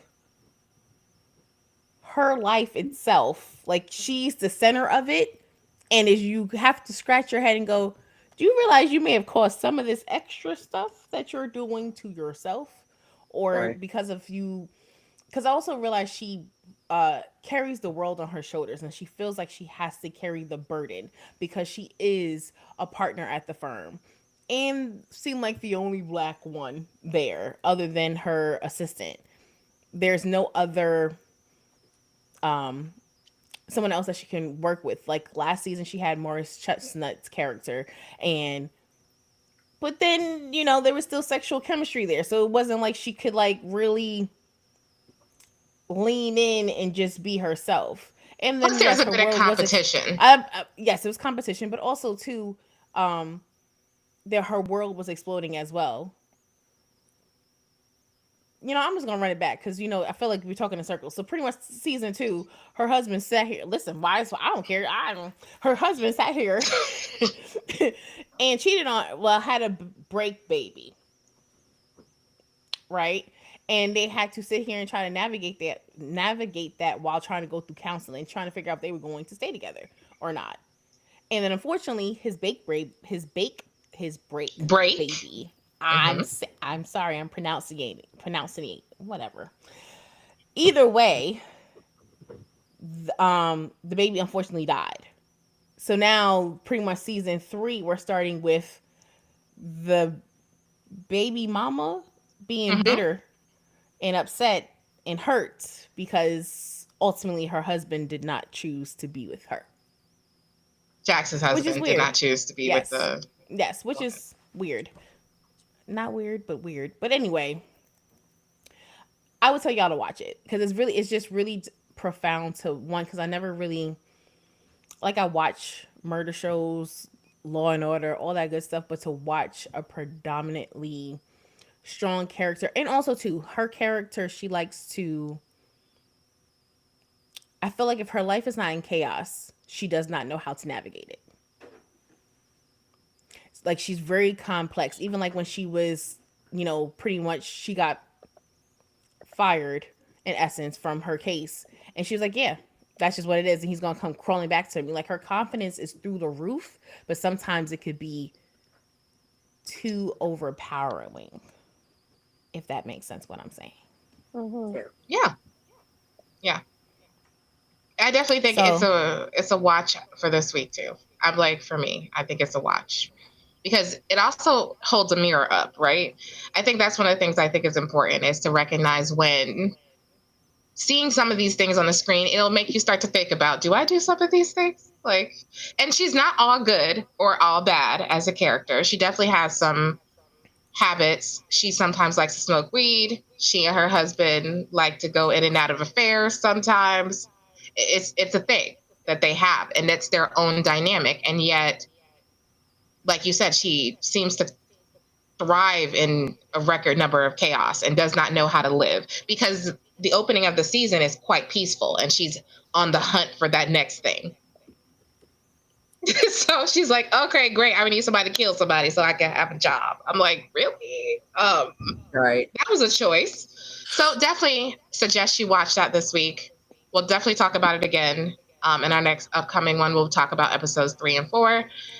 And then I want to give you 2 more or 3 more suggestions of things. If you're on Netflix and you're like, I don't know what to watch, The Wrong Paris is a hilariously funny rom-com about a dating show contestant who ends up going to Paris, Texas instead of Paris, France. And it's I hilarious. didn't I'm not even even gonna know it lie. was a Paris, Texas. There's actually a Paris, Texas? I Yeah, have no there's a idea if Paris, this real. Texas. Ah, Cool. There Really? is a Cool. Paris, Texas.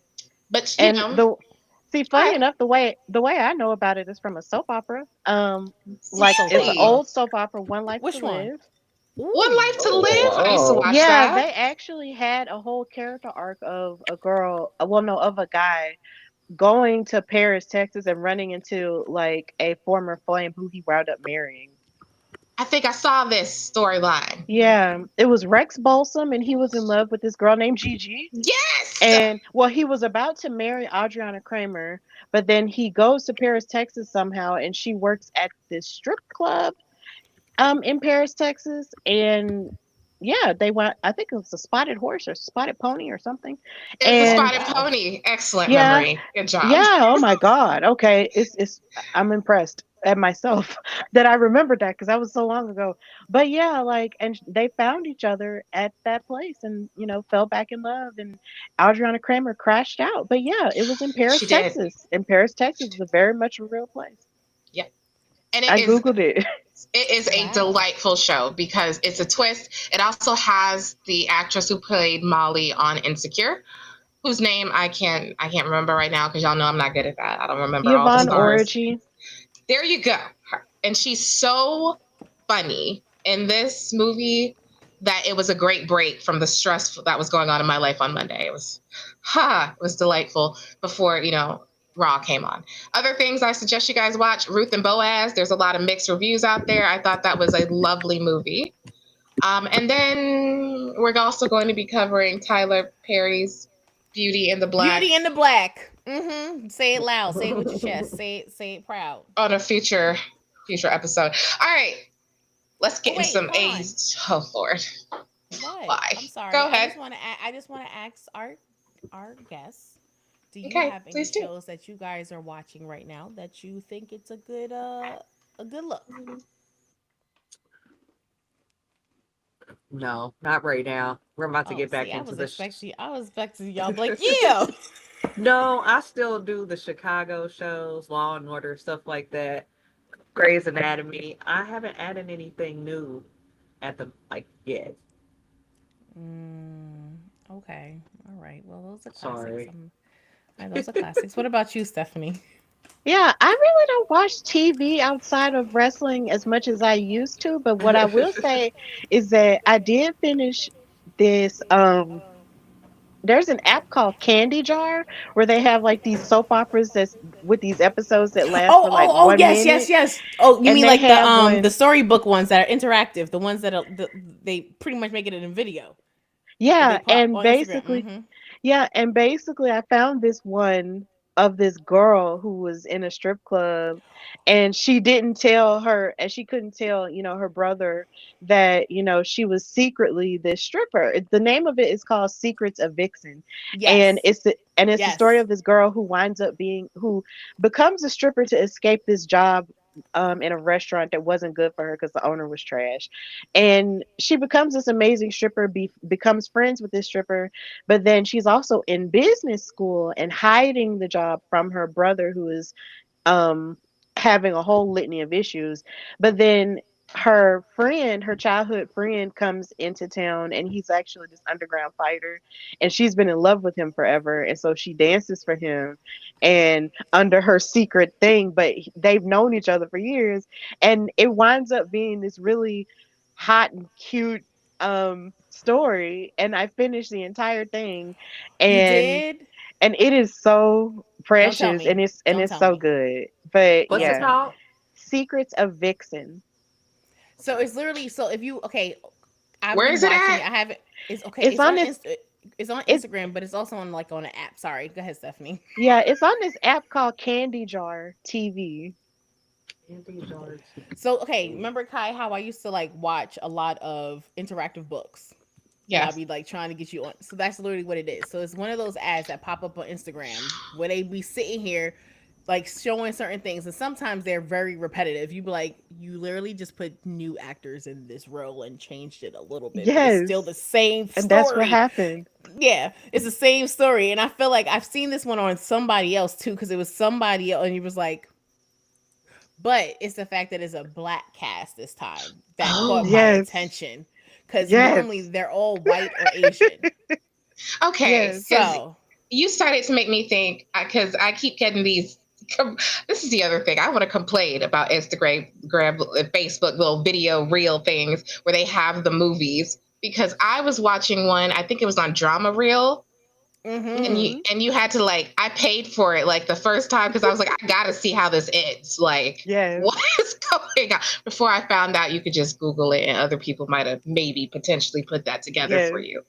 No, mm-hmm, no, But it's better to watch it because you got it, because especially when you get invested, when they be like, especially when they give listen, you the twenty but that minute one didn't ad long. have.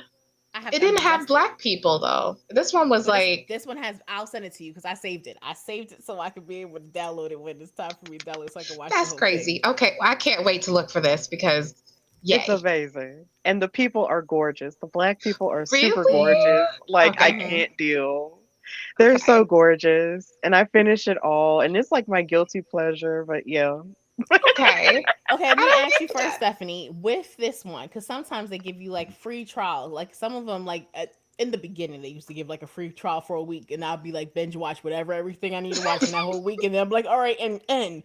And now they stopped doing that. Now they're like, nah, you want to watch the whole thing, you're gonna pay $14.99 Mm-hmm. for the week. Right. But so is that the same thing with this one? Do you have to pay up front, or is it like free for at least a day? It's free for like maybe a day, and then you have to pay for the rest of them. See, I just And need to it binge watch sucks, it in a day. but at the same time, it's worth it though. it's, you like when you get invested, you lock in, and you're just like, you know what? Right. That's what I'm saying. That's why I used 14.99. to do it, so I can be sitting here like I need to watch this whole. There was one where it was about he was an actor and she was a delivery driver, and he was, wait, hold on, but wait, because he was a delivery, she was a delivery driver, and she was like and he was like, don't you know who I am? She was like, no. Like, take your food Humble him. and leave me alone. And then his co-star was like, they had like a contract that in public they had to pretend like they were together, but in her head they were still together, and she would like come, and he was like, we're not together, back up. And then he made out with the delivery driver because she came back because they had the wrong food, and she went to came to exchange it, and he was like, this is my girlfriend. She was like, what are you doing? And he was like, just go with it. And like he like made out with her in front of the friend. So I had to finish watching it because she got kidnapped or something. Yeah, And I I was like, What watched an wait a that. minute. escalation! She ended up getting kidnapped because the girl was upset that he chose. Listen, it Wait, was a I lot think I know happening. this one. It was a lot I happening. think So I I was like, know I this had to one. watch the rest of I it to don't know know what this one. happened. I will send There it to was y'all. one. Don't worry. It's Yeah, on. I think it's on Drama.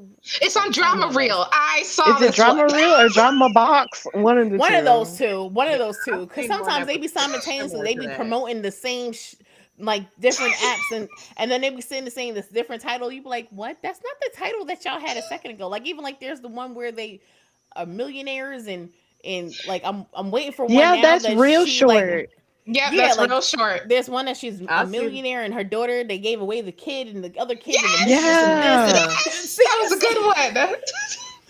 There and was now one you that I know seen where they were like the son was getting married to this girl, and she thought that the mom was like the old girlfriend, and like ruined this wedding dress that the mom bought, and kidnapped the mom yeah and Holy tied her up. cow. Yes. they've played that they've Listen, changed that story so many times. It was then became the sister, then it became the Yes. daughter, and then it was like, oh, you know you are the mistress, and we're like, I am the kid, I am the, The, and they would beat the them up, and mom. when and if they were Yes. pregnant, they would like kill the baby. It was a whole bunch happening. oh my Yeah. God. Okay, let's move to AEW time. Time for Kiara's hot takes. Okay, Wait, I need to pop out real quick. I'll be back. you're good. You're No good. worries, go ahead. What? We done took on a whole journey. We're going to Kiara's hot takes because the first thing we're talking about, this is usually our AEW time, but we forgot a couple things on our WWE review yesterday. But first, I want to talk to you how you feel about this. So we've been talking about the crown jewel situation with Cody and with Seth. So there's been some chatter online about how people feel like it's not quite a show. It feels like it's political these days. It's not as show worthy. Now, my complaint about this is Cody has already done this twice, so he better not win again. And that'll take me somewhere else. I don't even know if I should go there with you. But the point is, how are we feeling about this build between Cody Rhodes and Seth Rollins, champion versus champion at Crown Jewel? Not you laughing. Wait. I don't want to see Have that thoughts. shit. Wait, what? I don't want to see that shit.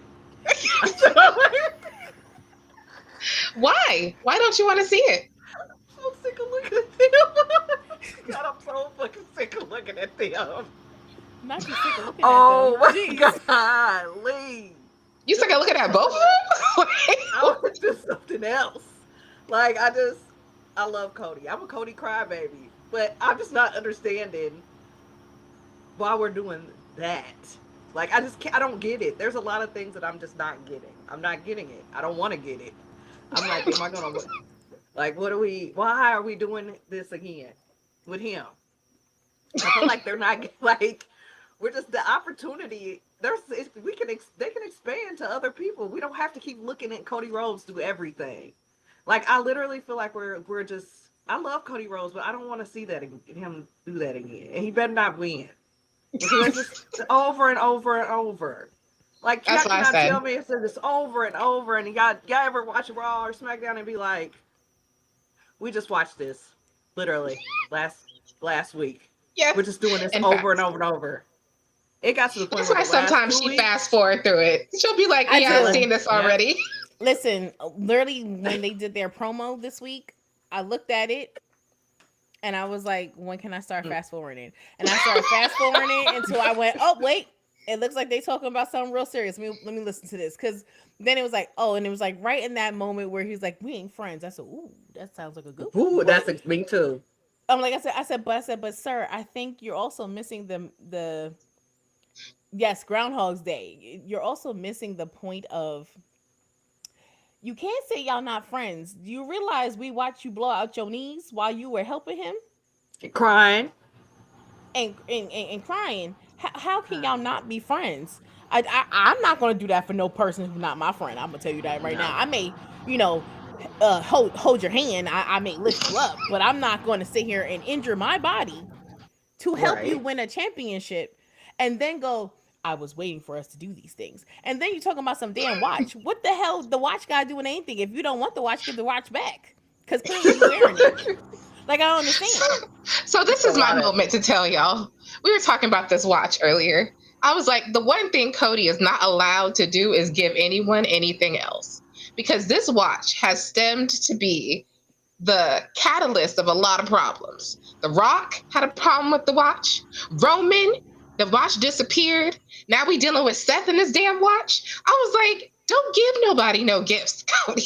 Like, I don't please. think they want anything from you moving forward. And what I will say is I was really hoping that Drew McIntyre was going to win the title so we I can have a thought that was slight gonna happen. break from Cody because respectfully, because I like Mm. Cody. I do. Codarius. I like Cody. Codarius, wow. Is that I his name? love I Cody, but just don't know that I care about him being champion anymore. I'm working through my feelings. It doesn't mean I don't love Cody. I do. But I want something else for Cody. I really thought that Drew McIntyre was gonna win too, and this was gonna go in a different direction, and we were gonna get some brand new stuff. We were gonna get brand new stories, and then he didn't win, and I was like, oh no, But then, I, back to we it, already back yeah, we to I it. already kind of know. yeah, I kind of knew that that Drew wasn't gonna win it because Cody just won it back, and it's just I don't know. It just to me, Drew winning it, and I'm not even just saying this because I'm a Cody girl. I love Cody Rhodes all the way down, and I love what he represents. Um, but Drew McIntyre winning it just wouldn't have done anything for me, honestly, because he's a crash out, and it just seems like he's such a victim of his crash outness that it just doesn't seem like he can truly focus on what he claims he wants so bad. And it's just like, sweetheart, when are you going to like lock in and not let your spite get in the way of you winning things? Like, Mm. really, like, when is that going to happen for you? Because it feels like he's just been angry and spiteful for like 2 years now, and at this point I'm just like, sweetie, Oh, damn. when are you Yeah. going to get past like all of these angry feelings and first of all, like, get to the root of the thing? It's like, you really feel like your championship win where you won that WrestleMania that wasn't in front of people, you felt like that didn't matter, and because you feel like that didn't matter, you've been trying to compensate for that for years now. And it's just like, now you feel like, now that you're crashing out about it, you think that's valid. And I'm just like, no, sir. Like, I'm going to need for you to relax a bit, recalibrate, and refocus, and not just crash out and blame everybody else for your issues. Like, I'm tired of Drew. Like, Drew, get your life together. Here's the thing about me and Drew, right? I love his crash outs. I love the drama. I love the whole bored at work thing. I was like, same, same. Please. But I also think we need a shift, a change somewhere. Yeah. Because right now, the product is getting really stale around the championship picture. And like I was telling Tanesha, and I said in our live stream, like, before we move on to AEW, I'm actually enjoying what's going on over there because it feels like things are moving and they feel new-ish to me versus like Cody's champion. He's going to come out. And also, truthfully, Cody has heel energy, okay? Like, I don't know why people don't feel it. I feel like the words he uses, the way he comes out, like, he has such great heel energy that I am just ready to Yeah. flip that switch. I just want to see what the other side looks like. Hmm. That being said, okay. I Well, mean, well, Candace made a good point there. okay. She was saying that the what she thinks is that there's no good people Any real to be facing opponents? real opponents. And then Mm, we do need Carrion. They definitely cut him too soon. yes. Because he Yeah. could have definitely played in the part. Um, because I do think it's time for Cody to become heel. I don't think this baby face. I think that's what's giving the that's not giving us the umph, and that's why I feel so stale because we're just getting the same boring dialogue. I'm gonna say What do it. you want? Boring dialogue. What do you Okay. want to talk about? What you want to talk about, sir? You turning heel. That's what I want to talk about. When is that happening? At any point in time, when are we going to see this big, because your brother's over there doing crazy stuff in AEW, Yes. or and I know it's possible because you were kind of heel when you were a baby face before you left. I don't know, but it's possible. Unwillingly. Unwillingly, whatever. It still is possible for it to happen. But what I am going to pose a question to both of you, Mm-hmm. and you, Kai. Well, I already know because you like Seth, but that's not the point. I do. If you, I know, shh. If you guys could pick who would be at Crown Jewel right now, battling for it, who would y'all have picked? Hmm. You mean battling for the Crown Jewel Championship for the men? Yes. You I mean mean, we can talk anybody about the but women Seth too. and Cody? Anybody but Steph and Cody. Anybody, but who? But who? Who was your? If you had to pick this card of who is the champion right now and going at it together to give us a brand new face, give some freshness to it, who would you have picked? I want to say one of mine would be Jacob too. Mm. Okay. Going against who? Y'all gonna think I'm crazy for this. Mm-mm. Go Maybe, maybe ahead. It's a not. safe space. It's a Oh, safe my light, space. my light. Talatonga. Really? Really? Wait. Yes. Okay. I'm intrigued. I Me think we're too. missing. I think we're this. I think I think with all these factions, we're missing opportunity for other people to be great solo. You know what I mean? Like, I think Talatonga has the like he could be something. He doesn't have to be in the back with MF for MFT or whatever he's in. I can't keep My up with all the family names. tree. MFT. I Yeah, I think that he gives off he gives like to me he gives Kevin Nash. Like you're able to walk over top of the rope with you don't have to go under, you can go over top because you're so ginormous. You like he's giving energy like he can win these things.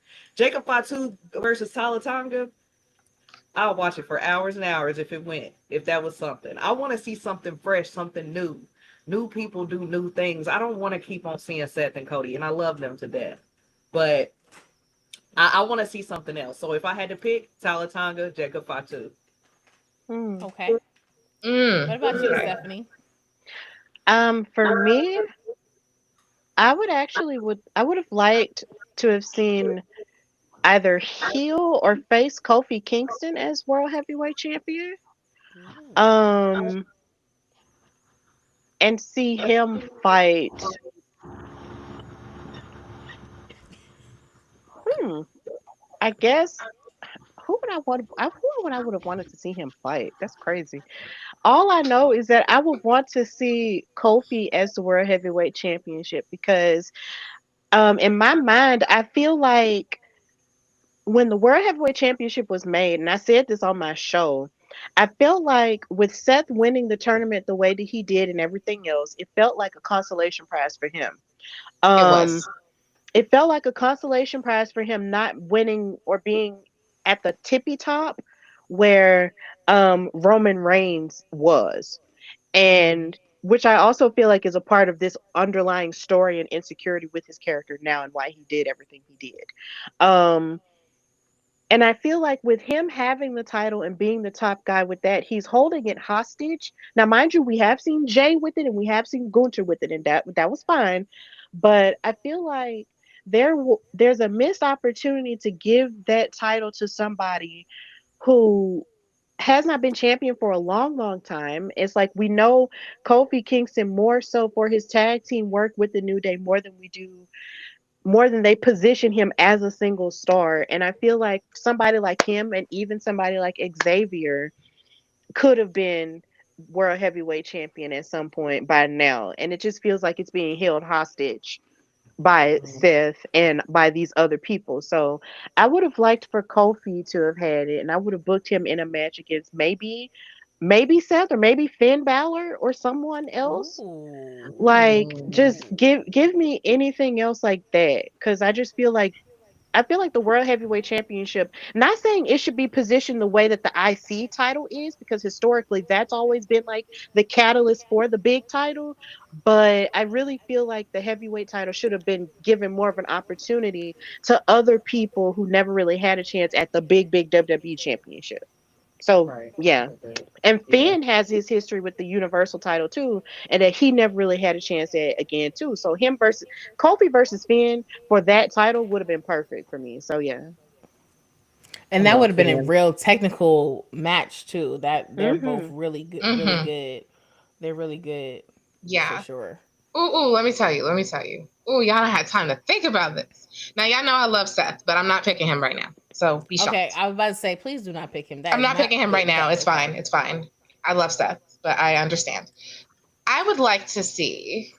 You know what I really appreciated that year that they brought NXT in as a third brand? So what I would Mhm. have loved to see was Obafemi and Finn Balor. Because the thing is, when we saw Finn, there's something about Finn in NXT that does not translate on the main roster. And Mhm. I don't know if it's creative or how it's shot. It's just something. But if you watch him, even when he went to Homecoming, he Mhm. came out like a star. It was like undeniably, this is like a main character. When he walked out and he did his thing and he like everyone did it with him.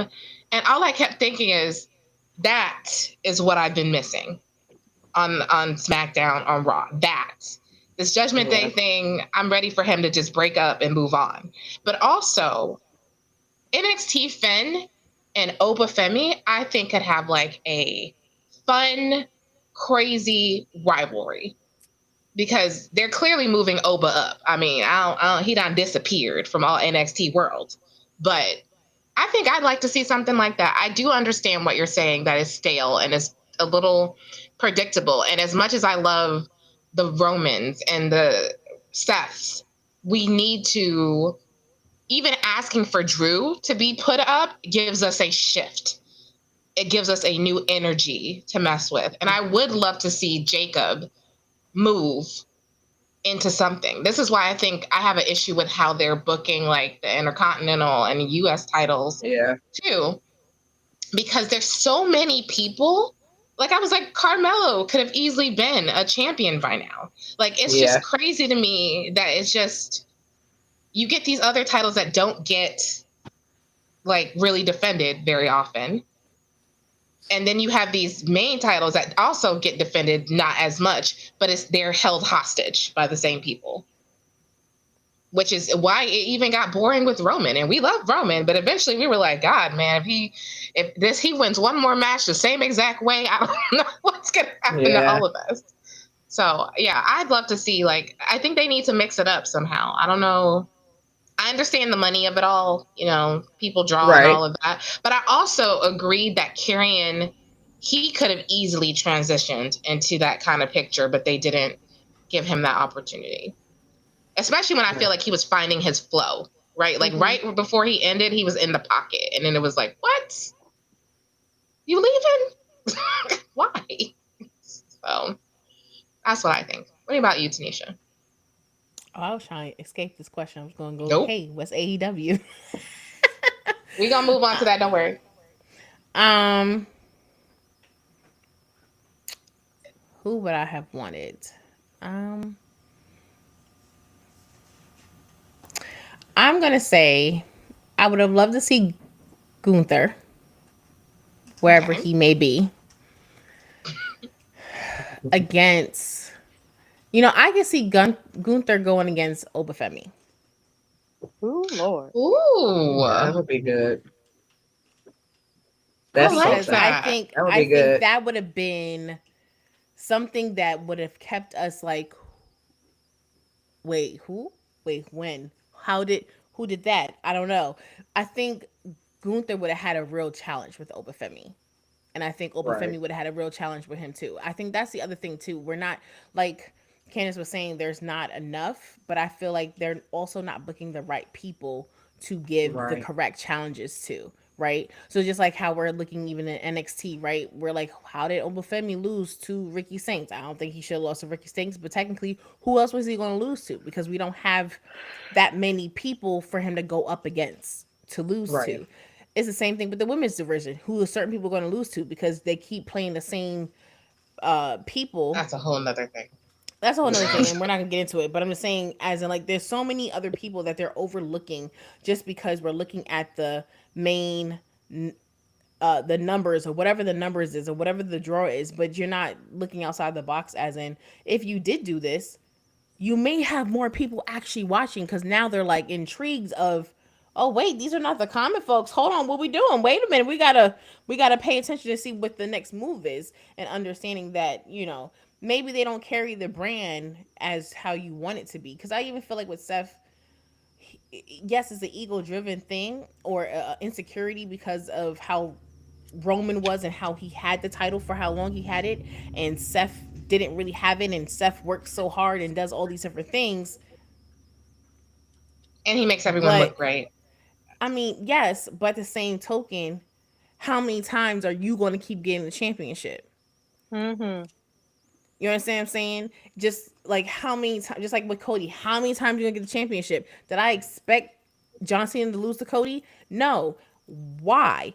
Why did y'all decide to give it to him? Why are we now putting both of these two people against? Now, granted, I understand we may not know the storytelling that you're telling, but you also need to learn how to give other stories and stop recycling the same stories and putting the same people in the same thing.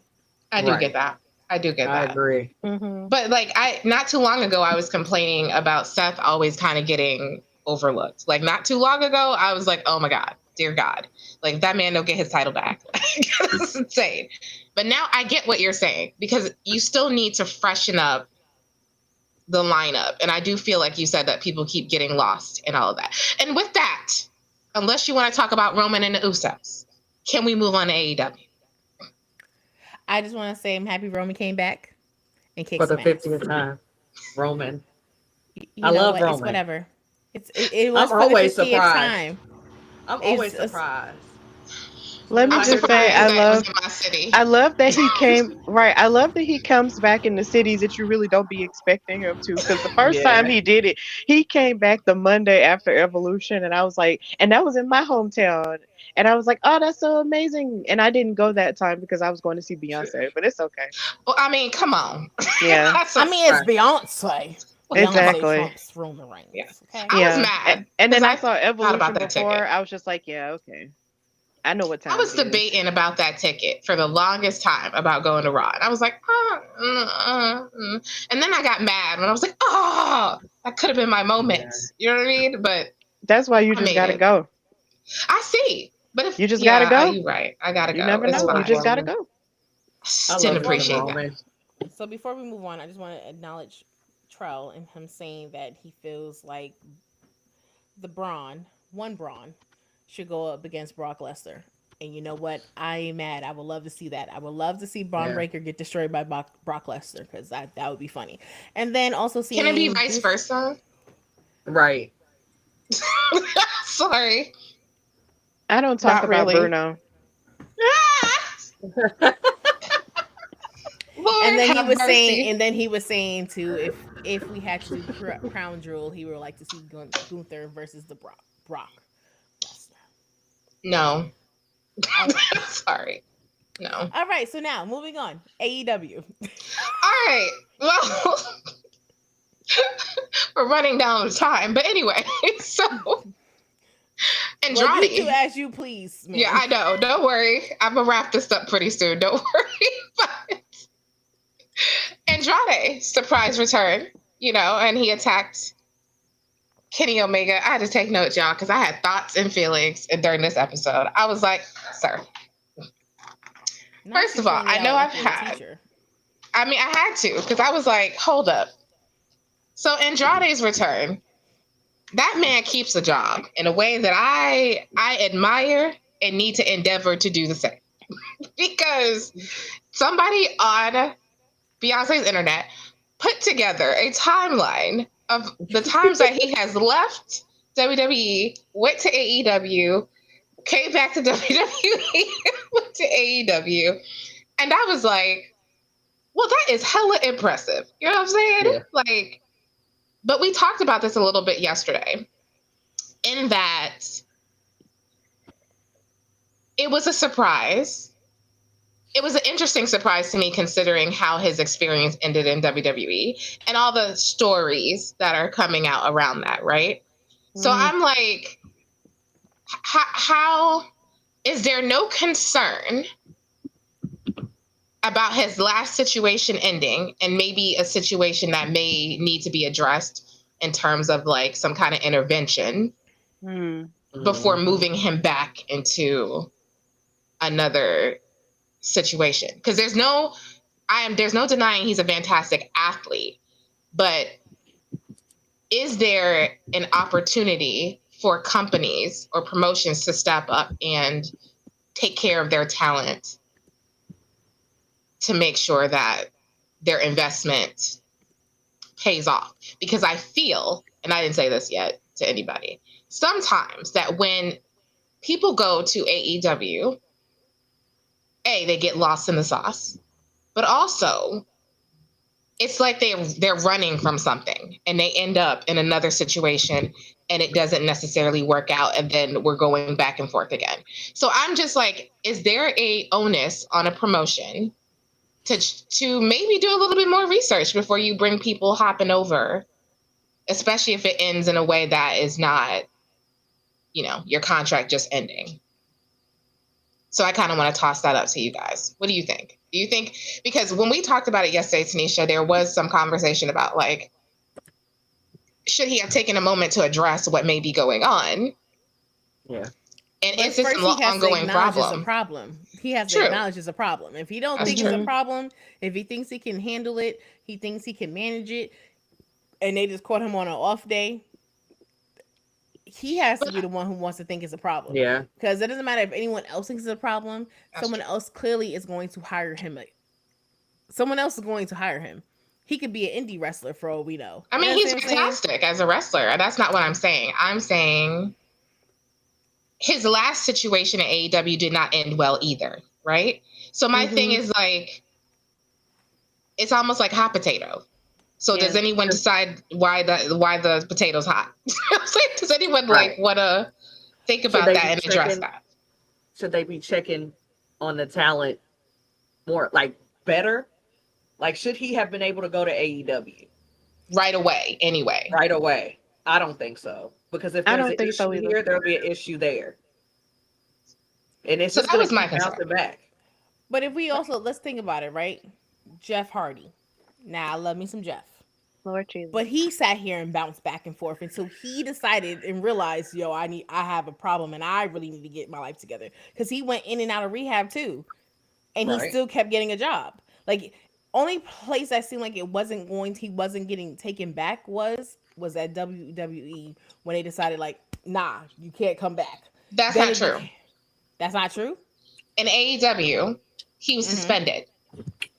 Okay, being suspended means nothing in hindsight if you're going to be able to still go somewhere else and get a job.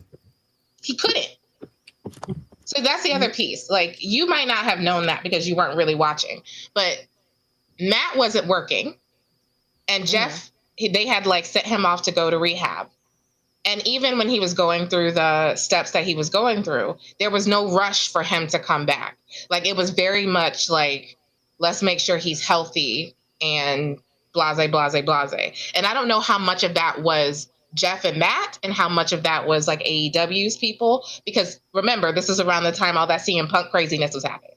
So there was a little bit more of eyes on the talent there during that time. But things have cooled off at this point now. So that's what I'm saying. Like, I don't know that it's just as much as vigilant as they were during that time, if they're going to be having that same thing, because I was hoping there would at least be like a 30 or a 60 or a 90-day period for you to rest and recover or whatever. Because again, I don't want to speculate about anything I don't know anything about or allegedly know anything about. But I don't feel like you should be able to leave one day, especially when you have a termination or something like that, and then pop up the next day. I just feel like, and I know it wasn't that soon. I know it was like, what, a couple weeks through 2 or 3 weeks or something like that. But at the end of the day, like, I feel like the promotion should want to protect their investment, but then also that's a person. Like, it's something going on. And I understand what you're saying. Like, that person has to admit there's a problem, but it, it just concerns me when things like that happen, because obviously we want the best for all of our favorite wrestlers. And I love Andrade as a wrestler. I think he's fantastic and amazing. And I just want the best for him, especially, he had a hard year. You know what I mean? So just saying Yeah. that. Yeah, like him coming back last night really like surprised me. I was just like, wait, what? Didn't we what huh? And funny enough, I was watching it with my dad, and my dad called me, and he was like, Stephanie Andrade's back at AEW, and I was like, are you serious? And so I turned around and I looked on the TV, and there he was, and I was like, Jesus, what type of contract witchcraft did Said the Not same did witchcraft. thing. did that happen for him to be able to do that? Number one, and then just hearing later on about the circumstances which he was let go, it was just like, oh no.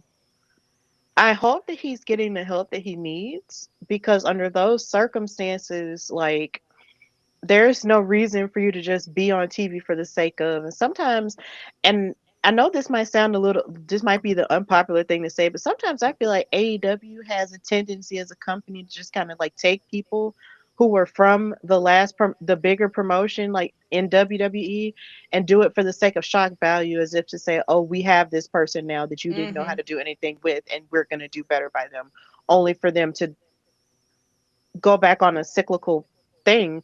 And it's just not, and it's just always weird. But at the same time, I just hope that Andrade is just getting the help that he needs, because if he's getting provided for in the way in which AEW has a reputation for providing for their wrestlers, then hopefully he's getting help, because if not, then that could go so many different ways, and I don't want it to go that way. Right. But then also, so I do want to call out, Montreal has some great stuff to say, and Candace did too. They did put him in a stable, and yes, Jeff did. He wasn't really accepted because of his past as well. And yes, Candace, I do think, just like what Stephanie said, sometimes it's like AEW just feels like they just want to stick it to WWE. But I absolutely agree with you, Stephanie. And they put him in a stable, which, again, when you think about his previous history with AEW, he was in a stable that didn't quite really work. And Mm. now they put him in his Don Callis family. And I just want to take a moment to think about that for a bit, because I wrote down, how many damn people do you need in a faction? Like, how many people you need in a faction? That sounds like too many people. That faction. And they brought out a clone, y'all. That was a moment to be had. I just sat there like, I like the ridiculous, but I think seeing him made me feel more concerned. You know what I mean? Like, it almost took me out of the story a little bit, because I was just like, why we got Andrade here? He needs a little time. I think there should be a cooling off period, no matter how you, especially depending on the circumstances of your exit. I do feel like there needs to be a cooling off period, because the news cycle hadn't even stopped. You know what I mean? Like, we were still talking about how he left, and people are still feeding stories about what had happened. So no, I can't bring you in here, because reputationally it makes AEW not look as good, because they just accepted him over with all these stories kind of swirling around. And then there's only going to be more people watching him, and not necessarily in the best place, right? So I'm like, I wouldn't touch him. I'd have been like, I understand he has to work. And Tanesha brought up that point yesterday, like, my guy needs a job. Okay, cool. But, but I definitely think they need a cool off period. They just need to give you some time to get through some things. And it could have been a bigger surprise later. Like, I'm like, this did not need to happen right now. Mm-hmm. All right. So that being said, That's all I want to talk about that one. But Hangman Page and Samoa Joe is where we're heading for Wrestle Dream, and I kind of like it, y'all. Like, that was not on my bingo card. I did not think Adam Page and Samoa Joe was going to be where they were going next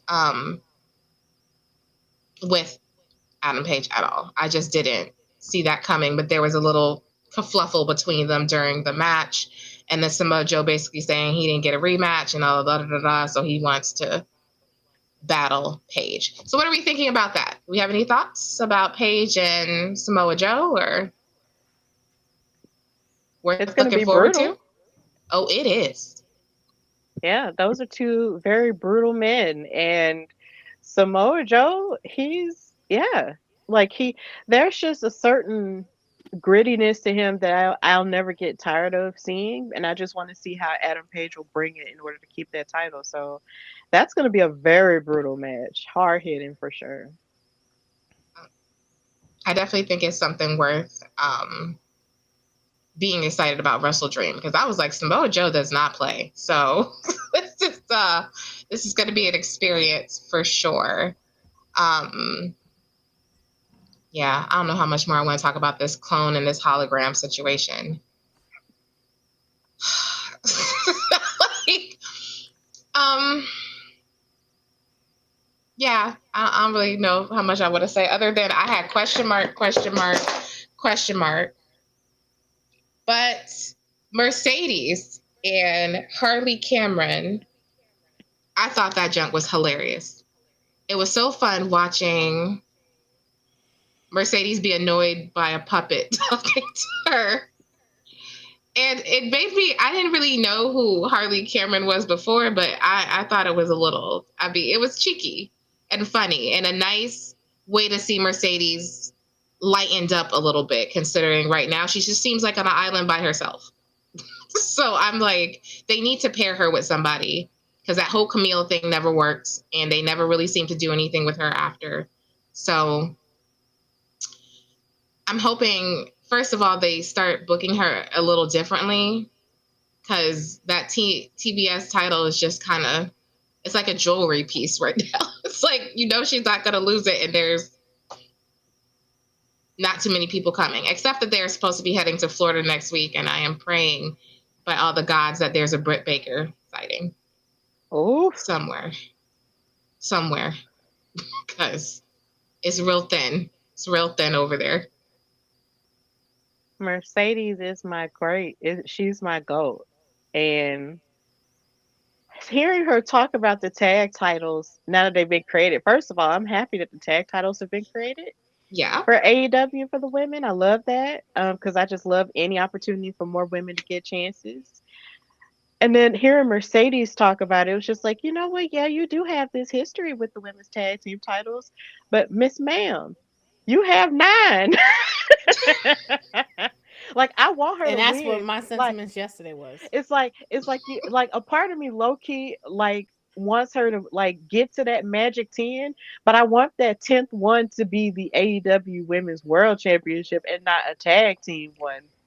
Like, I want her like to go after Chris. Like, that's my thing. Like, Yes. at this point, I want you to go after Chris. In my opinion, I feel like she shouldn't have lost to Tony Storm at All in Texas. She shouldn't No. have. And and her losing to her, that just bummed me out. And I'm just like, okay, so why can't this black woman win this top title if she's winning everything else? And everybody else's titles. Like, that really honestly to me needs to be number 10. But her and I Harley like are that. funny together. They are. They're hysterical, and I love seeing Mercedes be more funny and stuff, because sometimes in her aura of her being the greatest, it's like sometimes it's better to see a little bit more personality to her. But Yeah, yeah, it's it's hard to fun. play off of her, I feel like. I feel like they put her in like this. This is the one thing I was kind of worried about, and I think it happens in AEW more often than not. Is like they put you by yourself. You just be alone out there, and like you got Chris Statlander, and you got her hanging out with people, and you got other people hanging out. But Mercedes just out there with her and her aura. You know what I mean? and her 9 titles. And whoever carries all of them for her at that time. But I'm like, they need to give her somebody to bounce off of her. I think Mercedes does really well when she has some kind of counterpart to kind of help bring out that personality and bring, because I think what ends up happening is it feels very one-dimensional when you don't have the full picture of her. And I think WWE did a good job of that when she was surrounded by other people that she was interacting with. I don't feel like AEW has the roster yet to help elevate everything. But no, I agree with you. I would love to see her heading towards the AEW Women's Championship because, first of all, I was confused why Chris won against Toni Storm. I was like, why? What happened? I was very confused. It doesn't mean I don't think Chris Statlander is great. I do think she is, but Toni Storm is on another level. So it feels like they have like these top people and then it's just scattered underneath there. And they need to like actually put people in a ranking or something. It just doesn't.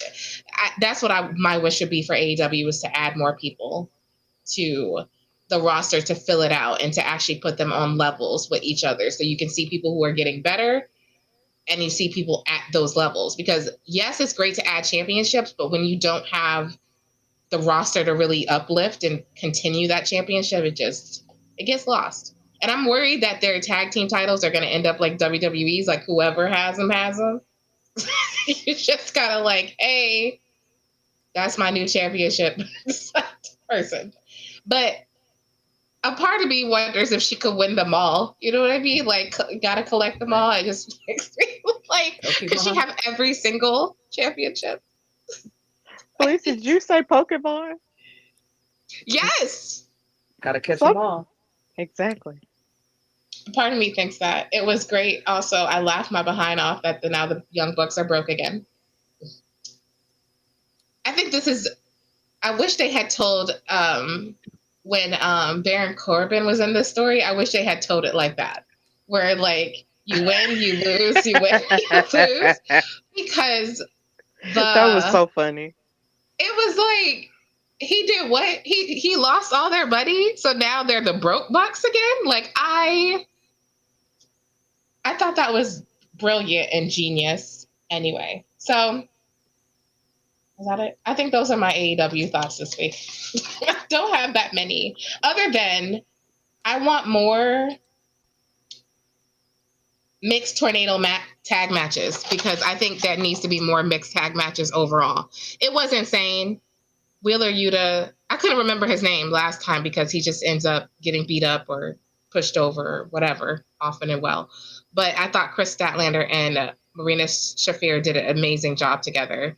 Marina is a boss. And so I'm like, how come we don't see more of her being like, I think her and Mercedes would have some great matches. Again, like, I feel like they don't put people where they need to necessarily be because I feel like she is great in that ring. And also, did we have to really use tacks on feet? Was that a thing? Like, that's crazy.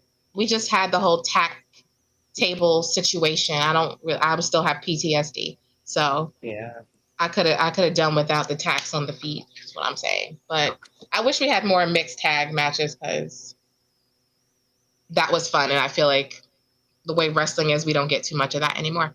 All right. So I know I was going to say I was going to do a whole book confessional, but let me tell you, I'm getting tired because we've not been hanging out for a while.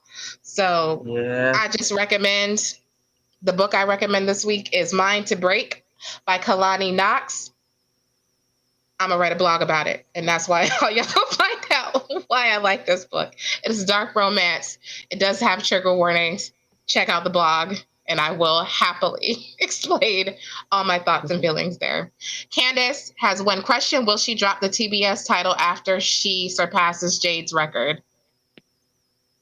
What do you guys think? Oh, Jade had a record? I didn't know Jade had a record either. Jade did have a record. Oh, okay. She did.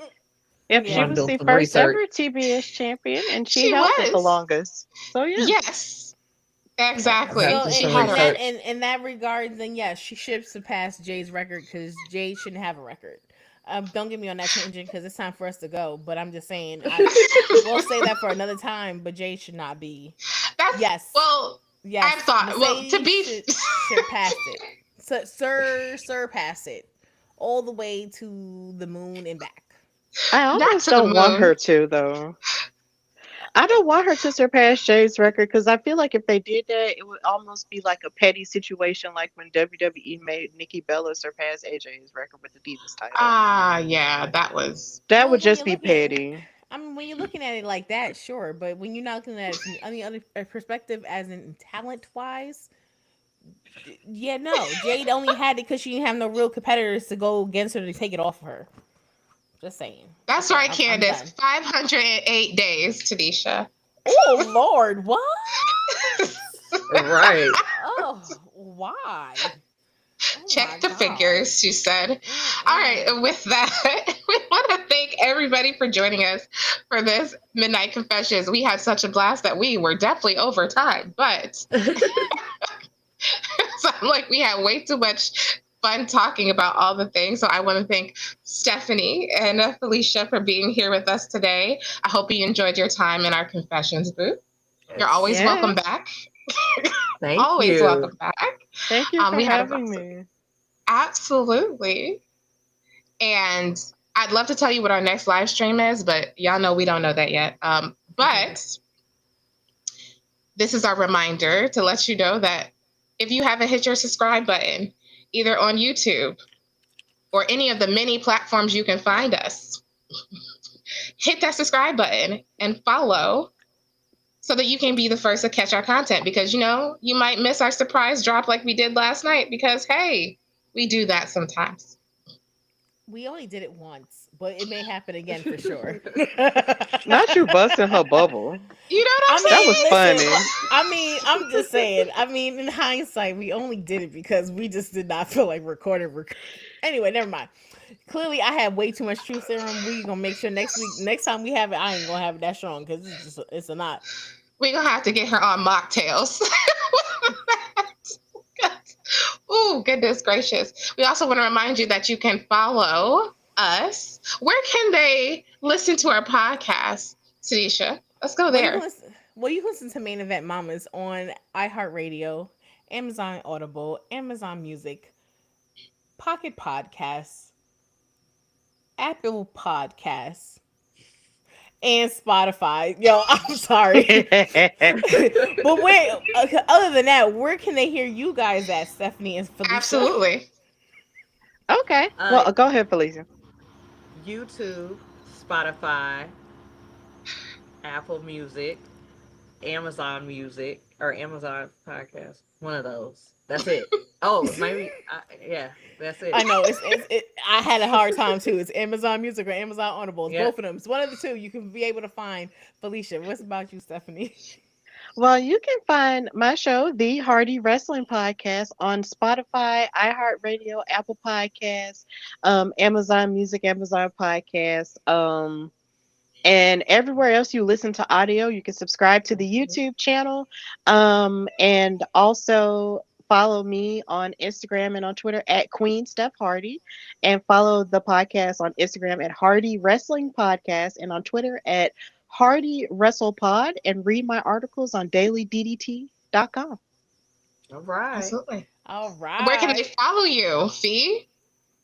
On Instagram at Let's Talk Storyline, or my personal page, which is Freckleface Fee, and Threads, which is Freckleface Fee, and Twitter, which is Freckleface_Fee. Very Say consistent. I that love 3 it. times fast. Right. Very consistent. You can follow us on TikTok, on X, on Facebook. Don't forget to join our Facebook public group, the Main Event Mama Squad. Also, you get exclusive content drops. I send notes almost every day. Feel free to join that free community. You can also follow us on Threads. Patreon. Oh, sorry. You could also join our Patreon if you want to support us. There is a free tier. You do get nice freebies like the behind the scenes situation of that naked man who was in our who was in our shot last week. you never know what happens behind the scenes, and you won't get to know unless you join our Patreon. And we appreciate all the support. You can also get shouted out. Like we have been shouting out Candace to the rooftops, and we'll continue to do this because without her, we wouldn't be able to cover one of the top pay-per-views, and we appreciate her support. And with that, we want to say we're not new to this. We're so true to this. And this was Main Event Mamas. Woo! Bye, y'all. Bye.